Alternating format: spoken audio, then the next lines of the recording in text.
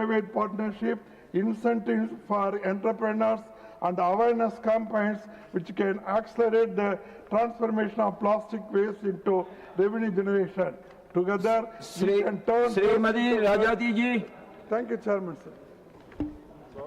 Respected sir, I wish to bring to the attention of the House the need to reinstate the fair concessions for senior citizens that were suspended during the COVID-19 pandemic. Prior to March 2020, senior citizens received concessions of 40% and 50% respectively for men and women across all classes of travel. This suspension has not been withdrawn, causing significant financial hardship to a lot of elderly citizens, many of whom rely on pensions or have no steady income.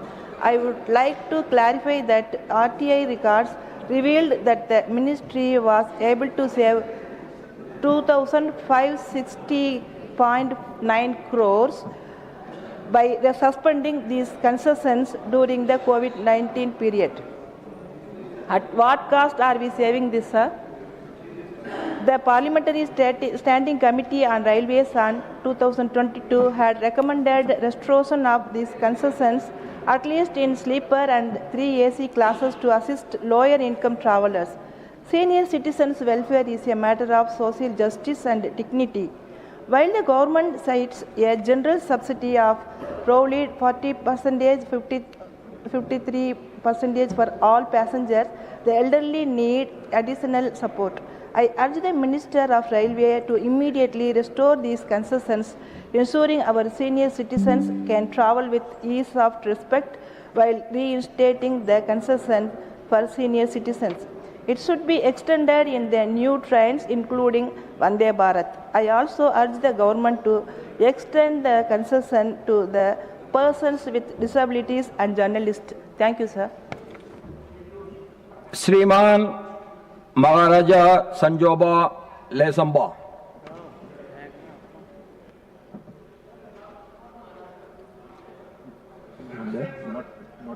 Not there. Dr. Ashok Kumar Mittal. धन्यवाद महोदय। Sir, मैं इस सदन का ध्यान विदेशों में बसे भारतीयों पर बढ़ते हुए हमलों और उनकी सुरक्षा के संबंध में दिलाना चाहूँगा। सर, ये इशू हमारे देश के राष्ट्र स्वाभिमान और हमारे नागरिकों की सुरक्षा से जुड़ा है, जो भारत को छोड़कर विदेशों में जाते हैं, कुछ पढ़ाई करने जाते हैं, कुछ नौकरियों के लिए जाते हैं, और हम बड़े गर्व से कहते हैं कि हमें तकरीबन 15 लाख करोड़ की फॉरेन करेंसी जो है वो मुद्रा ये लोग भेजते हैं रेमिटेंसेस के जरिए, जो कि टोटल भारत में जो फॉरेन करेंसी आती है उसका तकरीबन 15% है। सर, मैं पंजाब से हूं और पंजाब से लाखों लोग हर वर्ष नौकरी के लिए भी जाते हैं, पढ़ने के लिए भी जाते हैं। सर, पीछे हमने देखा कि विदेशों से लोगों को डिपोर्ट किया गया जंजीरों में बांध के, और भारत सरकार ने यह कह के पल्ला छुड़ा लिया कि ये गलत तरीके से गए थे। सर, मैं आज उन लोगों की बात करने जा रहा हूं जो सही तरीके से गए थे, लीगल तरीके से गए थे, और वहां जाके रेशियल, हमारे भारतीय लोग रेशियल अटैक का शिकार हुए। सर, अभी आयरलैंड में, जो कि एक शांतिप्रिय देश माना जाता है, वहां एक भारतीय व्यक्ति को और 6 साल के मासूम बच्चे पर क्रूरतापूर्ण हमला किया गया और उसको कहा गया उनको गो बैक होम, यानी कि go back to India. United Kingdom, जो हमारा अच्छा मित्र है, कि वॉल्वरहैम्पटन में रेलवे स्टेशन के नजदीक एक बुजुर्ग सिख जिसका नाम श्री नवप्रीत सिंह जी था, उनकी पगड़ी तक उछालने का, उतारने का दुस्साहस किया गया। महोदय, पगड़ी पर हमला केवल एक भारतीय पर हमला नहीं है, यह हमारी संस्कृति, हमारी धार्मिक आस्था और भारत की गरिमा पर चोट है, जो कि हमारे मित्र यूके में हुआ। सर, कनाडा में टोरंटो विश्वविद्यालय के पास एक 20 वर्षीय डॉक्टरेट छात्र शिवांक अवस्थी की गोली मारकर निर्मम हत्या कर दी गई। सर, यहां बात नहीं रुकती। यूएसए, जिसको हम सबसे बड़ा मित्र कहते हैं, में चंद्रनाग मल्ले की हत्या कर दी सर, वो भी सिर काट के, गला काट के उसकी हत्या करके। सर ये हमारा हाल है। क्या सर क्रूरता थी सर। ये महज अखबारों की सुर्खियां नहीं है, ये उन परिवारों का मातम है जिन्होंने अपने बच्चों को विदेशों में सुनहरे भविष्य के लिए भेजा था, लेकिन उनके कफन में लिपटे हुए सिर्फ शरीर वापस आए। सर क्या वेदना होती होगी परिवारों की। सर भारत सरकार के आंकड़ों के मुताबिक 2022 में भारतीयों के खिलाफ 52 घटनाएं हुई, जो 23 में बढ़कर दुगनी से भी ज्यादा हो गई, 109 सर, और 2024 में भी 107। श्रीमान अखिलेश प्रसाद सिंह जी, श्रीमान अखिलेश प्रसाद सिंह जी। सभापति महोदय, आज पूरी दुनिया डीप फेक और आर्टिफिशियल इंटेलिजेंस के दुरुपयोग के गंभीर और बढ़ता हुआ खतरा उत्पन्न हो गया है। इन तकनीकों का उपयोग झूठी जानकारी फैलाने, व्यक्तियों की नकल करने, जनमत को प्रभावित करने, नागरिकों को परेशान करने तथा निजता, सार्वजनिक विश्वास और लोकतांत्रिक संस्थाओं को कमजोर करने के लिए किया जा सकता है। एआई तकनीक, विशेष रूप से डीप फेक टूल्स, जो अत्यंत वास्तविक दिखने वाले नकली ऑडियो, वीडियो और तस्वीरें तैयार करते हैं, इसने पूरे शासन व्यवस्था, कानून व्यवस्था और लोकतांत्रिक जवाबदेही के सामने अभूतपूर्व चुनौतियां खड़ी की हैं।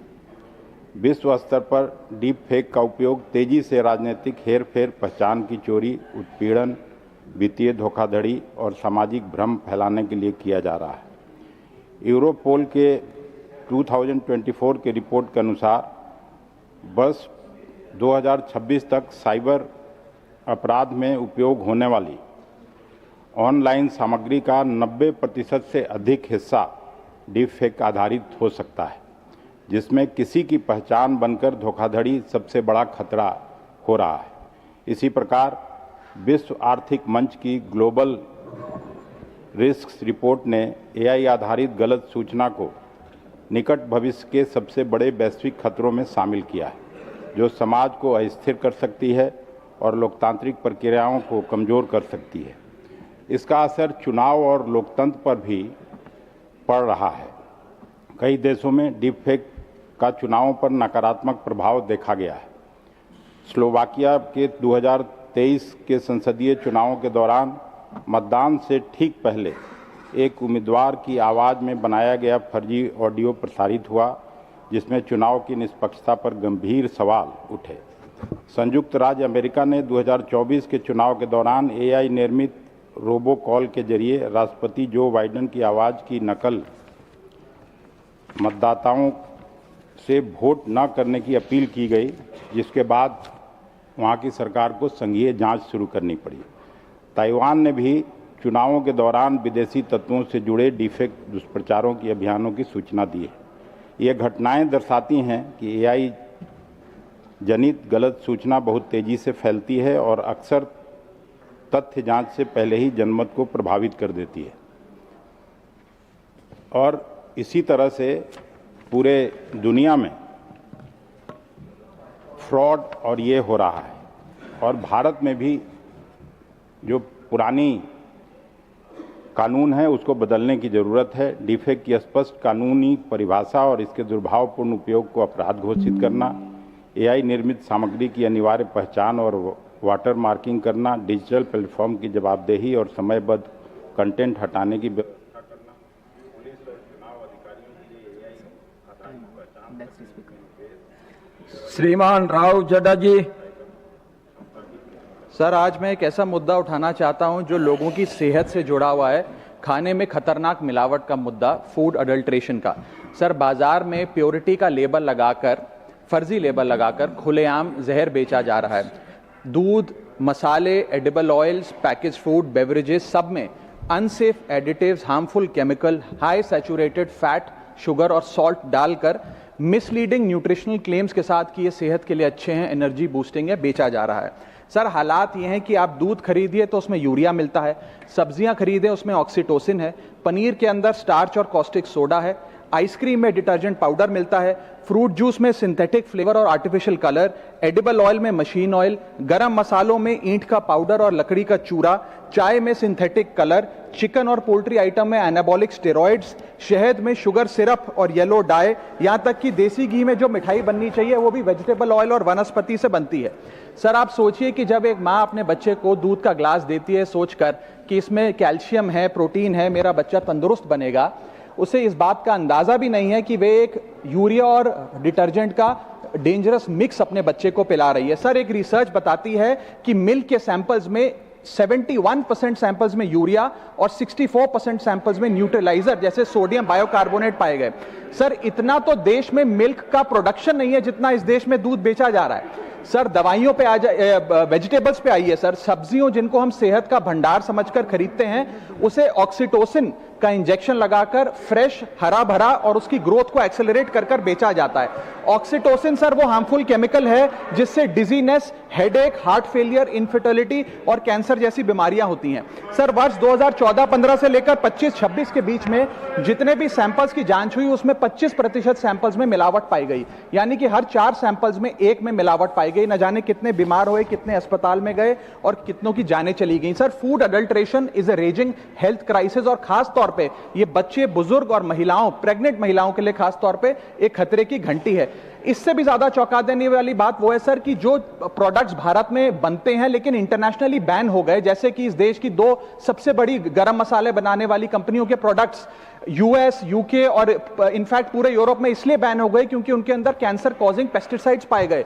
वो मसाले भी आज भारत में बेचे जाते हैं और धड़ाधड़ खरीदे जाते हैं। हम we are forced to consume those products. Sir हालात ये है कि और देशों के अंदर जिन फूड आइटम्स को पालतू जानवरों को भी नहीं खिलाया जाता वो हमारे देश में धड़ाधड़ ये कंपनियां बेच रही हैं। सर मैं इस संदर्भ में कुछ सुझाव लाया हूं। पहला सुझाव, FSSAI जो हमारा रेगुलेटर है उसे मजबूत करिए, एडुकेट मैन पावर दीजिए, एडुकेट लैब टेस्टिंग दीजिए। दूसरा, जो फाइन्स और पेनल्टीज हैं वो फाइनेंशियली मैनेजेबल है, उनको बढ़ाने की जरूरत है। थर्ड, पब्लिक रिकॉल मैकेनिज्म होना चाहिए। यदि किसी एक प्रोडक्ट में मिलावट पाई जाए तो उसको पब्लिकली नेम और शेम कर मार्केट से रिकॉल करें और मिसलीडिंग हेल्थ क्लेम्स की advertisement Sanjay Yadav ji. Thank you chairman sir. Sir Bihar सामाजिक न्याय आंदोलनों की एक ऐतिहासिक और क्रांतिकारी भूमि रही है जिसने जननायक कर्पूरी ठाकुर, लोकनायक जयप्रकाश नारायण, बिहार लेनिन जगदेव प्रसाद कुशवाहा जी, बाबा एक कौम अब्दुल कयूम अंसारी, बाबू जगजीवन राम, फनेश्वरनाथ रेणु, मंडल आयोग के अध्यक्ष BP मंडल जी, मंडल मसीहा आदरणीय शरद यादव जी, समता, सामाजिक न्याय और सौहार्द के प्रणेता श्री लालू प्रसाद यादव जी जैसे अनेक विचारक और नेता देश को दिए हैं। इन विचारकों ने समानता, सामाजिक न्याय और लोकतांत्रिक चेतना को बिहार में मजबूत किया। महोदय, बिहार को समानता, गरिमा और सामाजिक न्याय एवं हर वर्ग से जुड़े विषयों के अध्ययन एवं शोध के लिए एक विश्व स्तरीय शोध संस्थान की आज अत्यंत आवश्यकता है। यह मांग किसी अकादमिक आकांक्षा से नहीं बल्कि संविधान में निहित मूल्यों और बिहार की ऐतिहासिक भूमिका से उपजी एक गहरी नैतिक और बौद्धिक जरूरत है। महोदय, जिस प्रदेश ने मंडल कमीशन एवं सामाजिक न्याय की राजनीति को एक नई दिशा दी, जिसने वंचित समुदायों की आवाज़ को राष्ट्रीय मंच पर पहुंचाया, उसी प्रदेश में इन प्रश्नों पर गहन स्वतंत्र और संस्थागत शोध का अभाव एक गंभीर विडंबना है। बिहार के गरीब, खेतीहर, मजदूर, दलित, पिछड़े, महिलाएं, अल्पसंख्यक और प्रवासी मजदूर अक्सर लाभार्थी और सरकारी फाइलों का एक आंकड़ा बनकर रह जाते हैं। महोदय, उनके संघर्ष, आकांक्षाएं और प्रतिरोध को मुख्य धारा के ज्ञान का हिस्सा नहीं बन पाते। बिहार लंबे समय से असमानता, जातिगत भेदभाव, बेरोजगारी, शिक्षा से वंचना तथा बड़े पैमाने पर होने वाले पलायन एवं गरीबी जैसी संरचनात्मक समस्याओं से जूझ रहा है। आज भी बिहार की साक्षरता दर और प्रति व्यक्ति आय देश में सबसे कम है, गरीबी दर देश में सबसे अधिक है। महोदय, सामाजिक न्याय संबंधी विषयों पर होने वाले अधिकांश शोध महानगरों स्थित संस्थानों द्वारा किए जाते हैं, जहां जमीनी अनुभव अक्सर आंकड़ों में बदलकर अमूर्त हो जाता है। बिहार स्थित एक विश्व स्तरीय शोध संस्थान इस दूरी को पाट सकता है, जहां अध्ययन का केंद्र वही समाज हो जिसकी नियति पर नीतियां प्रभाव डालती हैं। आज सामाजिक न्याय से जुड़े कई निर्णय अल्पकालिक राजनीतिक लाभ, चुनावी घोषणाएं या सतही आंकड़ों पर आधारित होते हैं। जातिगत जनगणना, समान हिस्सेदारी, भागीदारी, आरक्षण की चोरी, एनएफएस, न्यूनतम मजदूरी, शहरीकरण, प्रवासी श्रमिकों की सुरक्षा जैसे प्रश्न गंभीर अध्ययन की मांग करते हैं। बिहार, जिसने संघर्षों के बीच अपने अधिकारों की भाषा गढ़ी है, इस बात के लिए उपयुक्त स्थान है कि वह सामाजिक न्याय के ज्ञान का भी नेतृत्व करे। यह ज्ञान को ऊपर से नीचे थोपने के बजाय नीचे से ऊपर गढ़ने की परंपरा को मजबूत करेगा। मैं सरकार से आग्रह करता हूं कि बिहार में सामाजिक न्याय पर केंद्रित एक श्रीमान उच्च शिक्षा संस्थान की स्थापना करें। निरंजन बीसी जी। माननीय सभापति महोदय, ओडिशार एक गुरुत्वपूर्ण प्रसंग उपस्थापन करने सुजोग देथिबारु आपनको धन्यवाद। महोदय, ओडिशार आदिवासी भाषा कोसली, संबलपुरी, कुई, मुंडारी, हो, भूमिज, सौरा भाषा को संविधान अष्टम अनुसूची में सामिल करने आमर पूर्वतन मुख्यमंत्री श्रीजुक्त नवीन पट्टनायक महोदय भारत सरकार को सुपारिश करते। मातृभूमि, मातृभाषा, मार भाषा, माटीर भाषा एटा आमर परिचय एवं आमर वैभव। महोदय, आमर कोसलांचल रे तथा पश्चिमांचल रे 2 कोटी लोक कोसली भाषा कहते। कोसलांचल बलांगीर, बरगढ़, संबलपुर, देवगढ़, झारसुगुड़ा, सुंदरगढ़, कलाहांडी, नुआपड़ा, बौद्ध, सोनपुर, आठमल्लिक कोसली भाषा, संबलपुरी भाषा कहते। महोदय, यही भाषा समृद्धिशाली भाषा, कोसल राज्य अमल यही भाषा प्रचलित अच्छी, ताकू संविधान अष्टम अनुसूची रे सामिल करागले 2 कोटी लोकंकर उपकार है। महोदय, आउ गोटे आमर आदिवासी भाषा सौरा भाषा, से सौरा भाषा को महोदय आमर शबर, लांजिया सौरा, लंबा लांजिया सौरा, अर्सी सौरा, बसेत सौरा, जारा सबर, किरात सबर, विराट सबर, बेसु सबर एमाने सब 15 लाख ऊर्ध यही भाषा को व्यवहार करुछंती। तापरे आमर मुंडारी भाषा, जहाँकि भगवान बिरसा मुंडांकर भाषा, जहाँ क्रांतिवीर आदिवासी नेता बिरसा मुंडा व्यवहार करुले मुंडारी भाषा को, से भगवान बिरसा मुंडांकर भाषा मुंडारी भाषा। मुंडा संप्रदायर आदिवासी भाई भौणी माने कथबार्ता होउछंती, तांकर भाषा रे से माने कथा होउछंती, किंतु पढ़ी पारु नाहंती, लेखि पारु नाहंती, इंटरव्यू दे पारु नाहंती। से भली आमर भाषा रही कुई भाषा, आमर कंध, डंगरिया कंध, झरणिया कंध, राजा कंध, ये कंध संप्रदायर लोक प्राय 18 लाख कंध यही भाषा कुई भाषा को कहते। हो मुंडारी हो भाषा, भूया भाषा, भूमिज भाषा अच्छी मधु, भूमिज भाषा को भूया, पाउड़ी, भूया आदिवासी से माने कथबार्ता होउछंती। तापरे केवल पृथ्वीर प्रथम आदिवासी विश्वविद्यालय किस आदिवासी विश्वविद्यालय रे हो मुंडारी, भूमिज, कुई, सौरा, गोंडी, आलचिकी सांताली भाषा रे, आदिवासी भाषा रे, निजर मातृभाषा रे केवल पाठ पढ़ा होची महोदय किस आदिवासी विश्वविद्यालय रे। तेणु एटा को संविधान अष्टम अनुसूची सामिल करिवार कथा। आमर स्वभाव कवि गंगाधर मेहर कहितिले जे मातृभूमि मातृभाषा रे ममता, जा हृदय जनमी नाही, ताकू जदि ज्ञानी गणरे गणिबा अज्ञान रहिबे काहीं। तेणु महाराज महोदय, आमर ई मातृभूमि मातृभाषा आदिवासी भाषा को संविधान अष्टम अनुसूची रे सामिल करबा पई आपनक जरिया रे भारत सरकार को अनुरोध करुछि महोदय। धन्यवाद। Tiruchi Shivaji. Thank you, Chairman, sir. Sir, I am raising an issue of grave concern, the plight of the Tamil Nadu fishermen. Sir, even myself has raised the same issue for the past more than 2 decades in the same house. Whichever government may be in place, but no solution so far. It's an ongoing, uninterrupted incident that happened in the Park Strait. The Tamil Nadu fishermen from Rameswaram, Vedaranyam, Karaikal, Pudukkottai, when they go into the Park Strait for fishing, they don't know any other livelihood. They live only upon that, and they also help the country in many ways. Whereas when they inadvertently cross an invisible international border line, the Sri Lankan Navy catch them, treat them very badly, torture them, assault them, and detain them in prison, sir. It is totally unacceptable. And the boats are also detained there. After some time, the Chief Minister of Tamil Nadu writes repeatedly letters to the Union government, and the External Affairs Minister also takes an initiative, but every time some are released, some are detained. Yesterday also some have been released, but still some are detained. Hundreds of boats are there, so that livelihood is totally at stake. Sir, we have to find a final solution to this. We cannot redraw the international boundary line. And moreover, the fishermen are not deliberately doing it. They are all very poor people, but they fight with the tides of the sea, but not with the tides of the life, and also not able to resist the atrocities of the Sri Lankan Navy. Either the union government should prevail upon the Sri Lankan government to stop these atrocities with a strong voice, or the only solution is that retrieval of Kachativu, sir. Sir, this issue has to be resolved at the earliest because the people are very much agitated. So many strikes are going, protests are going. We are not able to console them. Every time it happens, and the way they treat is totally inhuman. And one incident I will tell, that some people who have been detained, after 15 days, 2 envoys from our Indian embassy has intervened, and after that some toiletries were given, some towels and soap. Till then they were in such a pathetic and pitiable condition, and they are treated so brutally and inhuman manner. Sir, they are all Tamil Nadu fishermen, they are Indian citizens. So the government has to look into that issue, not as a state issue or very lightly, find a solution to end it. And I suggest, sir, on behalf of the people of Tamil Nadu, on behalf of the Tamil Nadu government and our Chief Minister M.K. Stalin, that try to retrieve the Kachativu. That would be a solution to this issue. Thank you very much, sir.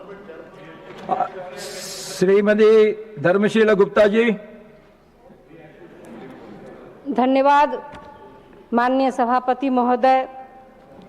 मैं सरकार का ध्यान एक अत्यंत महत्वपूर्ण भाषाई एवं सांस्कृतिक विषय की ओर आकृष्ट करना चाहती हूँ।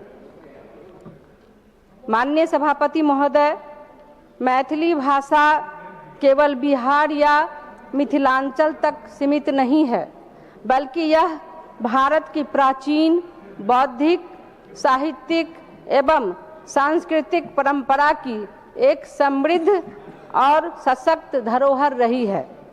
इसकी प्राचीनता हजारों वर्षों पुरानी मानी जाती है। महाकवि विद्यापति का अमर साहित्य, तिरहुत लिपि की ऐतिहासिक परंपरा तथा वेद पुराण, दर्शन और लोक संस्कृति में मैथिली का व्यापक योगदान इसके शास्त्रीय स्वरूप को स्पष्ट रूप से सिद्ध करता है। माननीय सभापति महोदय, मैथिली भाषा का संस्कृत, प्राकृत एवं अपभ्रंश से गहरा और वैज्ञानिक संबंध रहा है। इसकी स्वतंत्र व्याकरणिक संरचना, समृद्ध साहित्यिक परंपरा और दीर्घकालीन ऐतिहासिक निरंतरता इसे शास्त्रीय भाषा के लिए निर्धारित सभी मानकों पर पूर्ण खरा उतारती है। वर्तमान में तमिल, संस्कृत, तेलुगु, कन्नड़, मलयालम और ओडिशा जैसी भाषाओं को शास्त्रीय भाषा का दर्जा प्राप्त है। इसी क्रम में मैथिली भाषा भी समान रूप से इस सम्मान की पूर्ण अधिकारी है।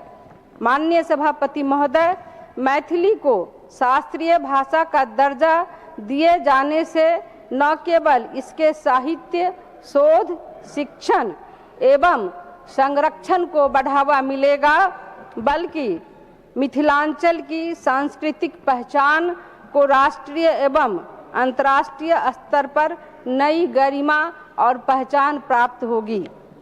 अतः मैं सरकार से विनम्र आग्रह करती हूं कि मैथिली भाषा के ऐतिहासिक महत्व, प्राचीन विरासत और शास्त्रीय विशेषताओं को ध्यान में रखते हुए इसे शास्त्रीय भाषा का दर्जा प्रदान करने हेतु शीघ्र आवश्यक पहल करने की कृपा करें। धन्यवाद। Doctor Syed Naseer Hussain ji. Thank you, sir. Honorable Chairman, I wish to draw the attention of this House to the financial crisis faced by the Gram Panchayats in Karnataka due to the non-release of central funds under the 15th Finance Commission. The grants made by the Finance Commission are not discretionary, sir. These are constitutionally mandated devolutions meant to strengthen local self-governments and ensure predictable and transparent financial support to Panchayat Raj institutions. 2,133 crores meant for nearly 6,000 gram panchayats in Karnataka is still pending, sir.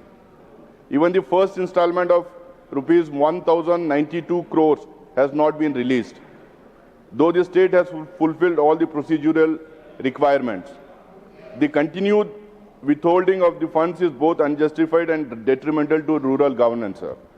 Because of the non-release of funds, panchayats are unable to pay salaries of essential staff, including sanitation workers and local administrative personnel. Routine maintenance of drinking water systems, drainage, sanitation and street lighting has been disrupted. Several panchayats have no operational funds left in their accounts to meet even basic expenses. Panchayats are constitutional institutions under Part 9 of the Constitution of India. Financial devolution to them is an obligation rooted in the principles of decentralization and cooperative federalism. When funds meant for panchayats are delayed, it is the farmer waiting for irrigation repairs who suffers.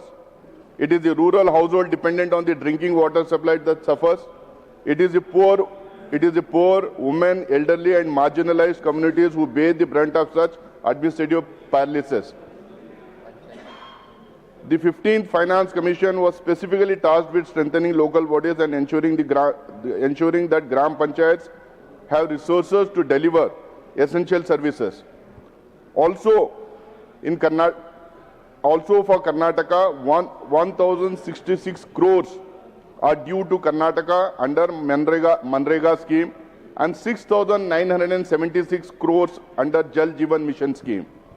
Therefore, sir, I urge the government to immediately release the pending 10,175 crores due to Karnataka's Gram Panchayats under the 15th Finance Commission and other schemes, so that the Gram Panchayats can resume the basic constitutional functions without further disruption. The people of Karnataka should not be made to bear the cost of administrative delay, and the centre must act without any further hesitation. I once again request the government to look into the matter and do the needful at the earliest. Thank you, sir. Doctor Ajit Madhavrao कोपचड़े ji. धन्यवाद सभापति महोदय। मैं अत्यंत संवेदनशीलता के साथ सदन का ध्यान एक ऐसे गंभीर विषय की ओर आकर्षित करना चाहता हूं, जो सामाजिक मर्यादा, लैंगिक गरिमा तथा समाज के सबसे कमजोर वर्गों की सुरक्षा से प्रत्यक्ष रूप से जुड़ा हुआ है।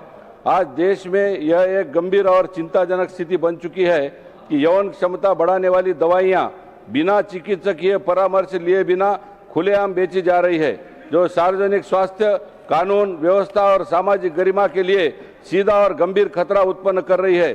चिकित्सकीय और मनोवैज्ञानिक दोनों दृष्टियों से यह स्पष्ट है कि बिना चिकित्सकीय निगरानी से इनके सेवन से हृदय, ब्लड प्रेशर एवं मानसिक स्वास्थ्य को गंभीर क्षति पहुंच सकती है तथा असंतुलन, अत्यधिक उत्तेजना और आवेगशीलता जैसे खतरनाक प्रभाव उत्पन्न हो सकते हैं। जानकारी के अभाव के चलते इन यौन दवाओं के दुरुपयोग से अस्वाभाविक यौन गतिविधियों तथा जबरन यौन आचरण की चिंताजनक प्रवृत्तियां सामने आ रही है। इसका सबसे गहरा और पीड़ादायक प्रभाव महिलाओं, ट्रांसजेंडर समुदाय और आर्थिक सामाजिक रूप से कमजोर वर्गों पर पड़ता है। ये वर्ग जिनकी आवाज भय, सामाजिक दबाव और जानकारी की कमी के कारण अक्सर दबा दी जाती है। अधिकांश घटनाएं रिपोर्ट ही नहीं हो पाती है। हरियाणा राज्य सरकार द्वारा अवैध सेक्स क्लिनिकों तथा गैर कानूनी दवा बिक्री के विरुद्ध की गई सख्त कार्रवाई यह स्पष्ट रूप से प्रमाणित करती है कि यह समस्या अत्यंत गंभीर और व्यापक भी है। मीडिया रिपोर्ट्स के माध्यम से यह भी संज्ञान में आया है कि माननीय सर्वोच्च न्यायालय ने स्पष्ट किया है ये दवाइयां एनडीपीएस अधिनियम के अंतर्गत नहीं आती। इससे एक नियामक रिक्तता उत्पन्न हो गई है, जिसका दुरुपयोग असामाजिक तत्व कर रहे हैं। कुछ देशों जैसे कनाडा ने एक स्पष्ट रूप से माना है कि यौन क्षमता बढ़ाने वाली दवाइयों की अवैध बिक्री और दुरुपयोग मात्र स्वास्थ्य समस्या नहीं, बल्कि सार्वजनिक सुरक्षा और सामाजिक संतुलन के लिए गंभीर खतरा है। इसलिए ऐसे कृत्यों को वहां दंडनीय अपराध के रूप में वर्गीकृत किया गया है। सभापति महोदय, मैं सरकार से विनम्रता पूर्वक आग्रह करना चाहता हूं, सभी राज्यों एवं केंद्र शासित प्रदेशों को यौन क्षमता बढ़ाने वाली ये अवैध बिक्री और दुरुपयोग और अनधिकृत प्रचार की रोकथाम हेतु स्पष्ट एवं बाध्यकारी केंद्रीय एडवाइजरी जारी की जाए और इन यौन क्षमता दवाओं के लिए चिकित्सकीय पर्चे की अनिवार्यता, लाइसेंसिंग मानकों का निगरानी तंत्र को प्रभावी बनाया जाए, अवैध क्लिनिकों, अनाधिकृत मेडिकल स्टोर तथा अनियंत्रित ऑनलाइन एवं डिजिटल ये प्लेटफॉर्म, इनके विरुद्ध अंतर्राज्यीय समन्वय के साथ निरंतर कार्रवाई सुनिश्चित करना बहुत जरूरी है, क्योंकि यह जो विषय है बहुत गंभीर है। ये गरीब समाज और खास करके ट्रांसजेंडर समुदाय और हमारा जो कमजोर वर्ग है उनके खिलाफ ये बहुत समस्याएं निर्माण हो रही है। सरकार ने इस विषय को गंभीरता से समझते हुए Sajjad Ahmad Kichloo ji. Thank you sir. Sir, Chenab valley Jammu Kashmir का एक एक्सीडेंट प्रोन एरिया है। इसमें 3 district, Ramban district, Doda district और किश्तवाड़ डिस्ट्रिक्ट, इनका टेरेन जो है बहुत ही हिली और डिफ़िकल्ट है। यहाँ रोड एक्सीडेंट से सैकड़ों मासूम लोगों ने अपनी जानें गंवाई हैं। इन एरियाज़ में बनी हुई रोड्स को प्रॉपरली मेंटेन करना और साइड रिवर्स में प्रोटेक्ट करना बहुत ज़रूरी है। इसके लिए मैं कंसर्निंग जो surface and road transport ministry है उनसे गुजारिश करूँगा कि वो इन इलाकों के लिए खुसूसी पैकेज दे ताकि लोगों की ज़िंदगियों को मज़ीद एक्सीडेंट से बचाया जाए। इसके अलावा सर, नेशनल हाईवे 244 पर सड़क का काम मुकम्मल होने को है, मगर इस पर 2 टनल, सुधमहादेव चिनानी टनल और सिंहपुरा वाइलू टनल है, जिन पर अभी तक काम शुरू नहीं हुआ है। मेरी कंसर्निंग मिनिस्टर से ये गुजारिश है कि इन टनल पे जल्द अज जल्द काम शुरू करें ताकि इन रोड्स को मुकम्मल करें। इसके अलावा सर, दक्षिण मड़वा वाड़वन ये पहाड़ी इलाके हैं, ये 4-5 महीने जो हैं बर्फ़ से ढके रहते हैं और इनके जो पासेस हैं वो बंद हो जाते हैं। इनका जो पूरी दुनिया के साथ कोई कम्युनिकेशन नहीं रहता है। लिहाजा मेरी गुजारिश है कंसर्निंग मिनिस्टर से कि इन इलाकों में 2 छोटे छोटे टनल बनाए जाएं। वाड़वन, मती गौरन और मड़वा सिगदी जो है ये छोटे छोटे टनल बनेंगे। लिहाजा इनका जो है आमद और रफ्त जो है वो बहाल रहेगा। इसके अलावा सर, एक रोड है मचेल गुलाबगढ़ रोड, जास्कर रोड। ये रोड सर लेह कारगिल को जोड़ने के लिए एक अल्टरनेटिव रोड बन सकती है। इस रोड के बनने से लेह कारगिल का सफ़र आसान होगा और डिफेंस पॉइंट ऑफ व्यू से भी ये सड़क जो है कामयाब रहेगी। लिहाजा इसका काम जो है जल्द से जल्द शुरू किया जाए। इसके अलावा सर, एक रोड बनने को ये जो डोडा डिस्ट्रिक्ट में कश्मीर वैली के साथ जोड़ने का जो है डोडा देसा कपरन रोड, अगर इस पर भी काम शुरू किया जाए तो मैं ये समझता हूँ कि एंटायर जो हमारा डोडा जो है वो कश्मीर वैली के साथ जुड़ा जाएगा। शुक्रिया जनाब। Shrimati Jebi Mather Hisham ji. Thank you very much, sir, for the opportunity. I stand before you for the long pending demand for Kerala regarding All India Institute of Medical Sciences, sir. So Kerala, in one voice, from the government of Kerala to the opposition, to all the MPs, to all the MLAs, to all the 14 districts, 941 panchayats, 67 municipalities, 6 corporations, together in one voice, Kerala has been demanding for an All India Institute of Medical Sciences. So Kerala, with the high density of population, with aging population, with the high spread of non-communicable diseases, Kerala deserves an All India Medical Institute, sir. And also, sir, with the high-end technology limited, with the medical research facility being limited, with the new latest innovation being limited, Kerala ought to have been given AIIMS, sir. With lot of expectations, we waited for AIIMS, sir. But we were given AMA, sir. Sir, Honorable J.P. Nadda ji is here. Honorable Union Minister from Kerala, George Kurian sir is here. Sir, Honorable Union Minister Suresh Gopi ji was here till now, till the last 0 hour. This AIIMS issue, even he couldn't emotionally take it. That's why he has left the house, sir. Because that was his also long pending demand which the government has not considered. Sir, Kerala, if there are over 22 AIIMS in India, sir. Delhi has AIIMS. Uttar Pradesh has 2 AIIMS, Madhya Pradesh has AIIMS, Orissa has AIIMS, Jharkhand has AIIMS, Chhattisgarh has AIIMS. That list goes on and on and on and on, sir. Kerala is also part of India, sir. Yes. Kerala is part of India. We are very much part of India. So AIIMS, something like AIIMS, when we are asking Keralam Pradikshichadu, or All India Institute of Medical Science, and ഇവിടെയുള്ള എല്ലാവരും ഒരേ ശബ്ദത്തിലാണ് ഞങ്ങൾ എയിംസിന് വേണ്ടി ആവശ്യപ്പെട്ടത്. പക്ഷെ ഞങ്ങൾക്ക് ആമയാണ് തന്നത് sir, ആമയെ. Sir, so when we are asking for AIIMS, how Kerala can be deprived of AIIMS, sir?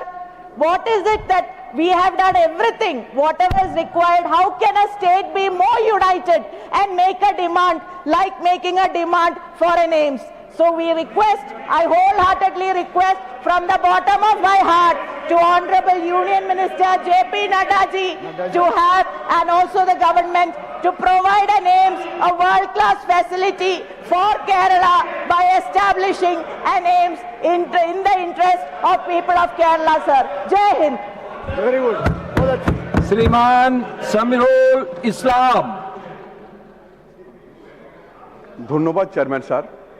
অবশেষে আমাকে এই পবিত্র সদনে বাংলার পরিযায়ী শ্রমিকদের অত্যাচারের কথা বলার সুযোগ করে দেওয়ার জন্য আপনাকে ধন্যবাদ জানাচ্ছি।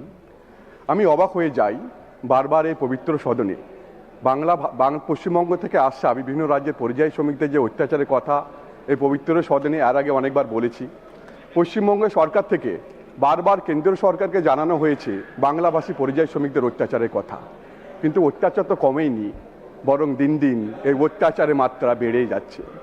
স্যার, বাংলা ভাষা বলা কি অপরাধ? তাদের অপরাধটা কোথায়? দিল্লি থেকে আরম্ভ করে উড়িষ্যা পর্যন্ত যে কোনো রাজ্যে আজকে বাংলায় কথা বললে বাংলাদেশি দাগিয়ে কখনো ডিটেনশন ক্যাম্পে রাখা হচ্ছে, শ্রমিকরা বাংলার মানুষ দেখছে, বিশ্বাসঘাতক বিজেপিকে দেখছে। আজকে বাংলা ভাষী অত্যাচারের উপরে যখন কথা বলতে যাচ্ছি, বিজেপি কি করছে সেটা বাংলার মানুষ 2026-এ জবাব দেবে। স্যার, আজকে বাংলা ভাষায় কথা বলা কি অপরাধ? আজকে বাংলা ভাষায় কথা বললে ডিটেনশন ক্যাম্পে রাখা হচ্ছে, না হলে আজকে ডিটেনশন ক্যাম্পে রাখা হচ্ছে, না হলে অনেককে বাংলাদেশে পাচার করে দেওয়া হচ্ছে এবং অনেকে এখনো বাংলাদেশে পড়ে আছে। আমি সোনালী খাতুন বলে একটা মহিলার কথা বলি, যে প্রেগনেন্ট লেডি, যার 1952 সালে জমি দলিল ছিল, তাকে দিল্লি পুলিশ মেরে বাংলাদেশে পাঠিয়ে দেওয়া হয়েছে। এখনো অনেকে বাংলাদেশে পড়ে আছে। আমি পার্লামেন্টে একটা স্ট্যান্ডিং কমিটি করার অনুরোধ করছি এবং এর ইনভেস্টিগেশন করা হোক। এখনো অনেক লোককে পাওয়া যাবে যারা ভারতবর্ষের বাসিন্দা, যারা এখনো বাংলাদেশে পড়ে আছে। স্যার, আজকে পাকিস্তানের ভাষাতে আমাদের দিল্লি আশেপাশের অনেক রাজ্যের মানুষ কথা বলে, তাহলে তারা কি পাকিস্তানি হয়ে গেল? আমি আপনার কাছে জানতে চাই স্যার। আমরা যদি মাইগ্রেন্ট ওয়ার্কার নামে যদি সার্চ করি গুগলে, তাহলে শয়ে আমরা লিঙ্ক পাবো যেখানে দেখবো কিভাবে এই নিরীহ মানুষদের উপর অত্যাচার করা হচ্ছে। এই বাজেটে পরিযায়ী শ্রমিকদের নিয়ে একটাও কথা বলা হলো না, অথচ আমাদের মাননীয় মুখ্যমন্ত্রী Mamata Bandyopadhyay migrant worker welfare board তৈরি করেছে। আমরা স্যার তন্ন করে খুঁজেছি পশ্চিমবঙ্গ থেকে মাত্র 30 লক্ষ মতো মানুষ যারা বাংলার বাইরে কাজ করে, অথচ বাংলাতে কত লোক কাজ করে জানেন? 1.5 কোটি মানুষ, অন্য রাজ্যের মানুষ বাংলাতে কাজ করে। আপনারা একটা উদাহরণ দেখাতে পারবেন যেখানে বাংলার মানুষদেরকে, অন্য রাজ্যের মানুষকে বাংলা সরকার অত্যাচার করছে? আজকে আমরা এই মহতী সদনে বসে আছি, দেশের প্রধানমন্ত্রীকে এই মহতী সদন তৈরি করার জন্য শ্রম দিয়েছে, দেয়নি। পুরো সাংসদ শ্রম দিয়েছে, দেয়নি। আমি শ্রম দিয়েছি, দেয়নি। আপনি দিয়েছেন, দেননি। সেই দিয়েছে এই পরিযায়ী শ্রমিকরা। তারা রক্ত ঘাম দিয়ে এই সংসদ ভবন তৈরি করেছে, বড় বড় ব্রিজ তৈরি করেছে, আমরা যে বাড়িতে থাকি তারা তৈরি করেছে। আজকে এই বাংলাভাষী পরিযায়ী শ্রমিকদের উপর অত্যাচার কেন করা হবে? শ্রীমান সুভাষিস গুন্ডিয়া জি, শ্রীমান সুভাষিস গুন্ডিয়া জি। Thank you, Chairman sir, for giving me the opportunity to draw your kind attention on the matter of public importance and urgency concerning the safety and security of Sri Jagannath Temple, Puri, one of the most revered religious institutions in the country and a grave threat to me as a sitting MP, sir. Sir, the physical infrastructure and security arrangements in and around the Sri Jagannath Temple are in a poor condition, raising serious concerns about the safety and security of lakhs of devotees comes to Puri, sir. Despite the temple's immense religious, cultural and national importance, structural decay, inadequate crowd management systems and security lapses persist. Sir, I also place on record that a direct threat to my life as a member of Parliament Rajya Sabha has been made openly on a public social media platform. This has caused deep concern not only for my personal safety but also for the dignity and security of public representatives, sir.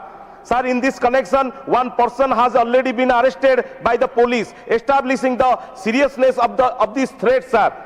Sir, I would also like to bring to the notice of this august House that such threatening and provocative messages are being repeatedly written on public walls as well, further aggravating fear and insecurity among the devotees and the general public, sir. Sir, such incidents highlight the growing security risks faced by public representatives and the urgent need for strong safety arrangements, sir, especially in sensitive high footfall religious locations like Puri, sir. I urge the government to immediately intervene, review and strengthen the security and safety infrastructure of Sri Jagannath Temple, Puri through deployment of paramilitary forces from the center, including structural safety audit and modern crowd control mechanisms, sir. Ensure adequate protection for public representatives facing credible threats with strict monitoring of social media based threats, sir.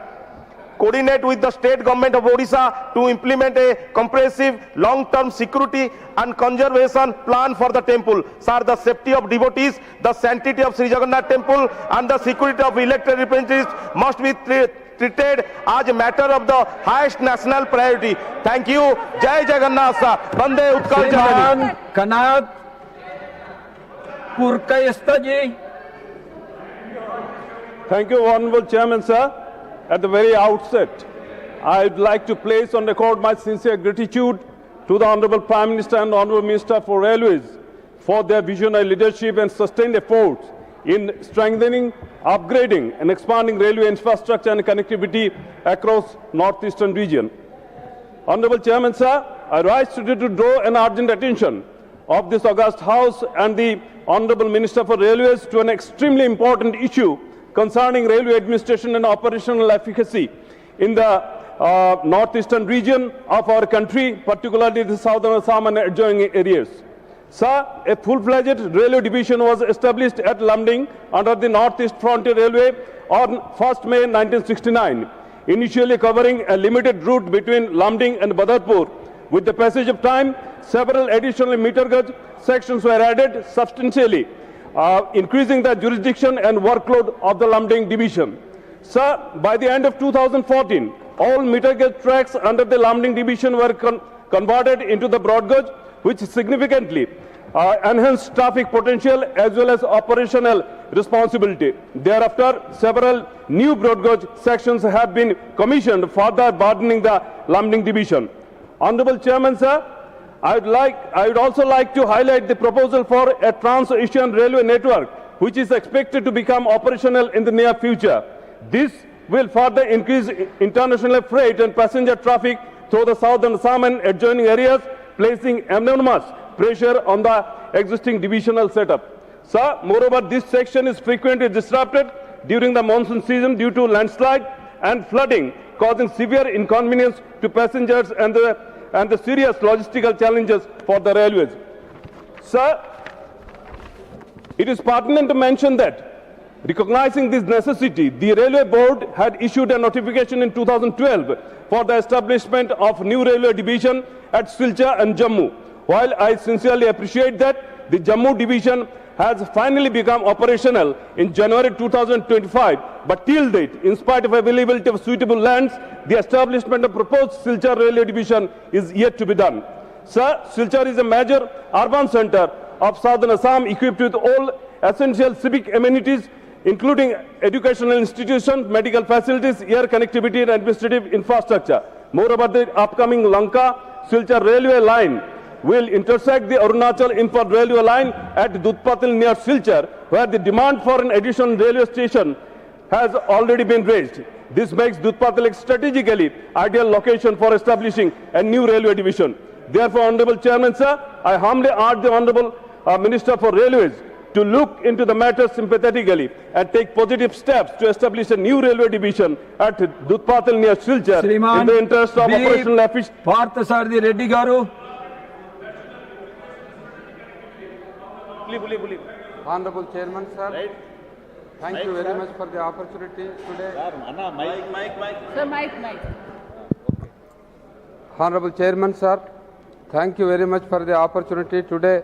I wish to draw the House's attention to a growing water crisis in our Hyderabad city caused by a systematic failure in supply infrastructure, shrinking natural water bodies, and increasing dependence on water tankers.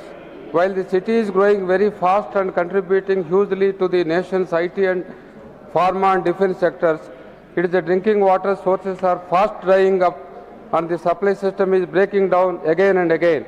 A recent study shows that between 2000 and 2020, Hyderabad's water bodies shrank from 12,535 hectares to just 2,280 hectares, a nearly 500% decline.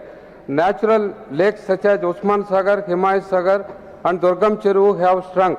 Critical groundwater recharge reservoirs vanish, leading to acute water shortage.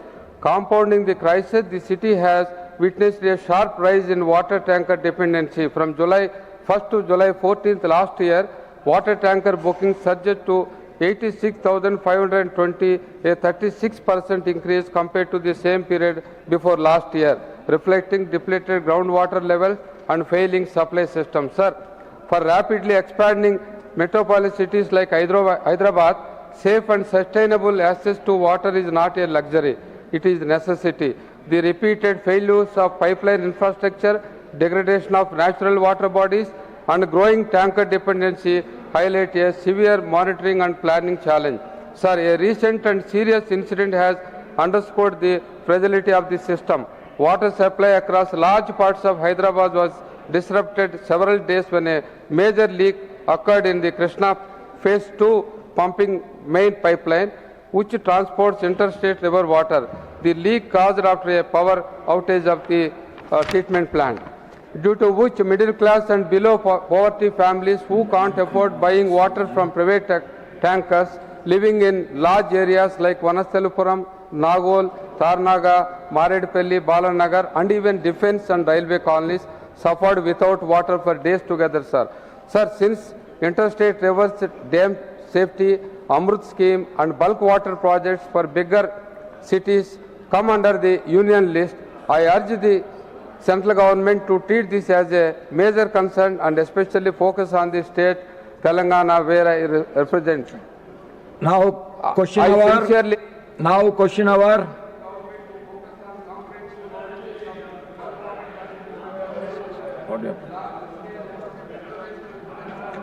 Question number 46, Dr. Ajit Madhavrao Kopchadeji. Question number 46. Honorable Minister. सभापति महोदय, उत्तर सदन के पटल पर है. First supplementary, Dr.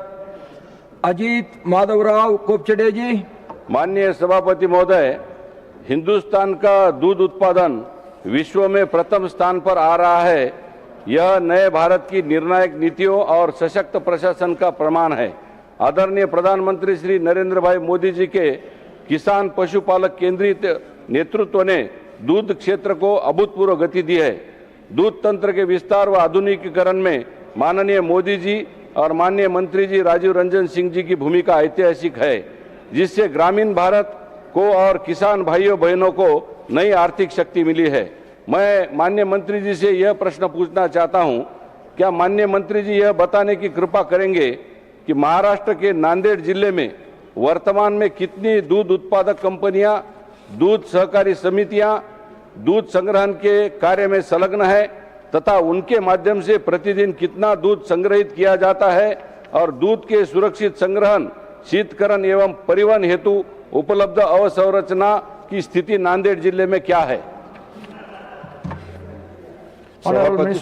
सभापति महोदय, माननीय सदस्य को हम धन्यवाद देना चाहते हैं कि बहुत ही महत्वपूर्ण विषय की ओर उन्होंने सदन का ध्यान आकृष्ट किया है। महोदय, आदरणीय प्रधानमंत्री नरेंद्र मोदी जी के प्रयास के कारण आज दूध उत्पादन में हमारा देश विश्व में पहले स्थान पर, लेकिन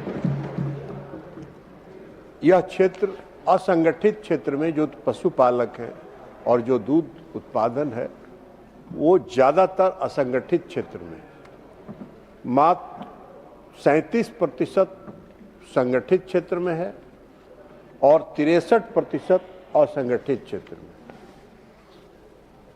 मंत्रालय लगातार राज्य सरकारों के सहयोग से इस पूरे उत्पादन को संगठित क्षेत्र में लाने का लगातार प्रयास कर रही है ताकि पशुपालकों को उनका उचित मूल्य दूध का मिल सके। आज असंगठित क्षेत्र में होने के कारण ज्यादातर बिचौलियों को इसका लाभ मिलता है, तो इसलिए लगातार सरकार प्रयास कर रही है, राज्य सरकारें कर रही हैं और नेशनल डेयरी डेवलपमेंट बोर्ड भी राज्य सरकारों को जगह जगह सहायता प्रदान कर रही है। माननीय सदस्य ने नांदेड़ जिला के बारे में पूछा है। नांदेड़ जिले में महाराष्ट्र सरकार से कोई national programme of dairy development की कोई परियोजना प्राप्त नहीं है। हम जो परियोजना स्वीकृत करते हैं वो राज्य सरकार से आता है, उसमें केंद्र और राज्य की हिस्सेदारी के आधार पर हम तय करते हैं। लेकिन एनडीडीबी ने राज्य सरकार के सहयोग से विदर्भ और मराठवाड़ा डेयरी विकास परियोजना प्रारंभ किया। यह योजना महोदय 16 मार्च 2025 से प्रारंभ हुआ और माननीय सदस्य को बताने में मुझे खुशी है कि उस पूरे मराठवाड़ा क्षेत्र में 328 गांव इस डेयरी के साथ जुड़े हुए हैं। 3167 इस डेयरी कोऑपरेटिव सोसाइटी के सदस्य हैं और लगभग 19.6 हजार लीटर प्रतिदिन दूध संग्रह किया जा रहा है और इसका सबसे बड़ा लाभ वहां के किसानों को मिल रहा है, दूध उत्पादकों को मिल रहा है। गाय के दूध का मूल्य 35 रुपये 50 पैसे प्रति लीटर और भैंस का दूध 53 रुपये 50 पैसे प्रति लीटर के दर से उनको भुगतान किया जा रहा है। जो चिलिंग प्लांट्स और इसके इंफ्रास्ट्रक्चर के बारे में माननीय सदस्य ने पूछा, सभापति महोदय 15 bulk cooler, 1 milk chilling centre है उस क्षेत्र में कार्यरत है। लेकिन इस पूरे सोसाइटी को मार्च 2026 तक 19.6 से 25,000 लीटर प्रतिदिन के तक बढ़ाने का लक्ष्य रखा गया। Second supplementary doctor Ajit Madhavrao कोपचड़े ji. मैं माननीय मंत्री जी का बहुत आभार व्यक्त करना चाहता हूं कि उन्होंने मुझे बहुत इसके बारे में प्रेरणा दी है। मैं दूसरा प्रश्न ये पूछना चाहता हूं कि आपके माध्यम से माननीय मंत्री जी, नांदेड़ जिले में देशी स्थानीय नस्ल की गायों के दूध उत्पादन बढ़ाने के उद्देश्य से राष्ट्रीय गोकुल मिशन सहित अन्य संबंधित योजनाओं को और अधिक प्रभावी ढंग से लागू करने का इरादा सरकार रखती है क्या, और यदि हाँ तो नांदेड़ जिले के लिए विशेष रूप से आपके मंत्रालय ने कौन से ठोस कदम इसके लिए प्रस्तावित किए गए हैं? महोदय, माननीय सदस्य ने पूछा है देसी नस्ल गाय का जो नस्ल सुधार की दिशा में राष्ट्रीय गोकुल मिशन कार्यक्रम के तहत भारत सरकार योजना चला रही है। और उत्पादकता बढ़ाने के लिए दो टेक्नोलॉजी का इस्तेमाल होता है। एक टेक्नोलॉजी है सेक्स सॉर्टेड सीमेन का और दूसरा टेक्नोलॉजी है आईबीएफ का। आईबीएफ की टेक्नोलॉजी जो है वो थोड़ी महंगी टेक्नोलॉजी है, वो किसानों के पहुंच से बाहर की चीज है, इसलिए सेक्स सॉर्टेड सीमेन अब नेशनल डेयरी डेवलपमेंट बोर्ड ने जो विकसित किया है, जिसको आदरणीय प्रधानमंत्री जी ने पाल घर से लॉन्च किया था, और उस कार्यक्रम में माननीय सभापति महोदय आप भी उपस्थित थे तत्कालीन महाराष्ट्र के राज्यपाल के रूप में, और इस कार्यक्रम को उन्होंने लॉन्च किया सेक्स सॉर्टेड सीमेन को। अब मात्र 250 रुपए में एक सेक्स सॉर्टेड सीमेन उपलब्ध होता है, और ये तीन होता है 700-750 रुपए का। ये सभी किसानों की उपलब्धता के और उनके रीच के अंदर आता है, तो इसलिए ये सेक्स सॉर्टेड सीमेन का उपयोग वहां किया जा रहा है। केंद्र सरकार इस योजना को लगातार चला रही है। किसानों पशुपालकों के दरवाजे तक जाके, उनके घर में जाके कृत्रिम गर्भाधान कराने का पूरी योजना है। उसके लिए पूरे सेक्स सॉर्टेड सीमेन उपलब्ध है सभी राज्यों के पास, सभी केंद्रों में। जो जितना करेंगे उससे, और भारत सरकार यह लक्ष्य लेके चल रही है कि जो हमारा कृत्रिम गर्भाधान है उसका प्रतिशत हम 70 से 75% तक ले जाएं, ताकि देसी नस्ल में सुधार हो सके। जहां तक माननीय सदस्य ने पूछा है, अब तक 2,12,000 कृत्रिम गर्भाधान नांदेड़ जिले में किए गए हैं। उससे 1.20 लाख किसानों को लाभ हुआ है और उसका फायदा होता है। मैं आपको सभापति महोदय एक और बात सदन को ज्ञान में लाना चाहता हूं कि जो सेक्स सॉर्टेड सीमेन है उसके इस्तेमाल से 90% फीमेल काफ होती है। उसके कारण जो आवारा पशुओं की एक समस्या है उसका भी एक निदान है। तो कृत्रिम गर्भाधान सरकार अपने स्तर पर पूरे तत्परता के साथ उसको करा रही है, और नांदेड़ जिला में भी पूरी योजना को कार्यान्वित किया जा रहा है। थर्ड सप्लीमेंट्री श्रीमती रजनी पटेल जी। धन्यवाद सर, बहुत अच्छा विवरण अभी मंत्री जी ने दिया। मैं उसको उद्देश्य करके एक सवाल पूछना चाहती हूँ कि मणि भाई ने उरड़ी कांचन में पहली बार ये किया था जिसमें हम कृत्रिम गर्भधारणा कर सकते हैं। अभी इतना आप बढ़ा रहे हैं, इतना आप बता रहे हैं, लेकिन कल ही जो ब्रूक रोलिंग्स ने, जो सेक्रेटरी है अमेरिका के, उन्होंने धन्यवाद दिया है मोदी जी का और ट्रम्प का कि बहुत अच्छा है आपने कृषि क्षेत्र खोल दिया है। तो कृषि क्षेत्र खोलने के बाद अगर हमारा दूध, उनका दूध यहाँ आएगा तो हमारे किसान कहाँ जाएंगे? इसके लिए क्या व्यवस्था आपने की, ये हम पूछना चाहते हैं। ऑनरेबल मिनिस्टर महोदय, इस प्रश्न से माननीय सदस्य के प्रश्न का कोई प्रश्न नहीं उठता है। अभी जो डील हुआ है सबों ने देखा है कि अभी 10 दिन इंतजार करें, 10 दिन इंतजार करने के बाद वो पूछने के लायक होंगी। फोर्थ सप्लीमेंट्री श्रीमान आर गिरिराजन जी।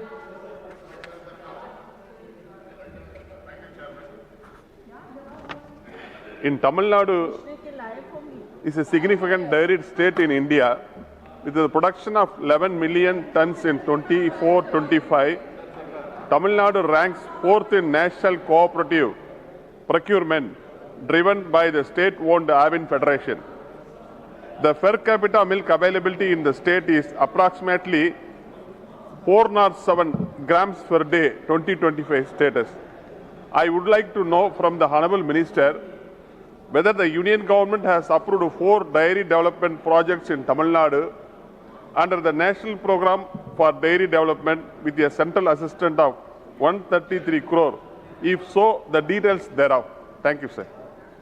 Honourable Minister. सभापति महोदय, यह सवाल नांदेड़ जिले तक का सीमित सवाल है, और माननीय सदस्य ने जो कहा, national programme of dairy development के तरफ से राज्य सरकारों से जो भी प्रस्ताव प्राप्त होता है उन प्रस्तावों की हम समीक्षा करते हैं, और जो हमारे गाइडलाइंस हैं, दिशा निर्देश हैं, उसके अनुरूप आने पर हम लोग उसको जो केंद्र और राज्य की हिस्सेदारी तय है उस आधार पर हम स्वीकृत करते हैं।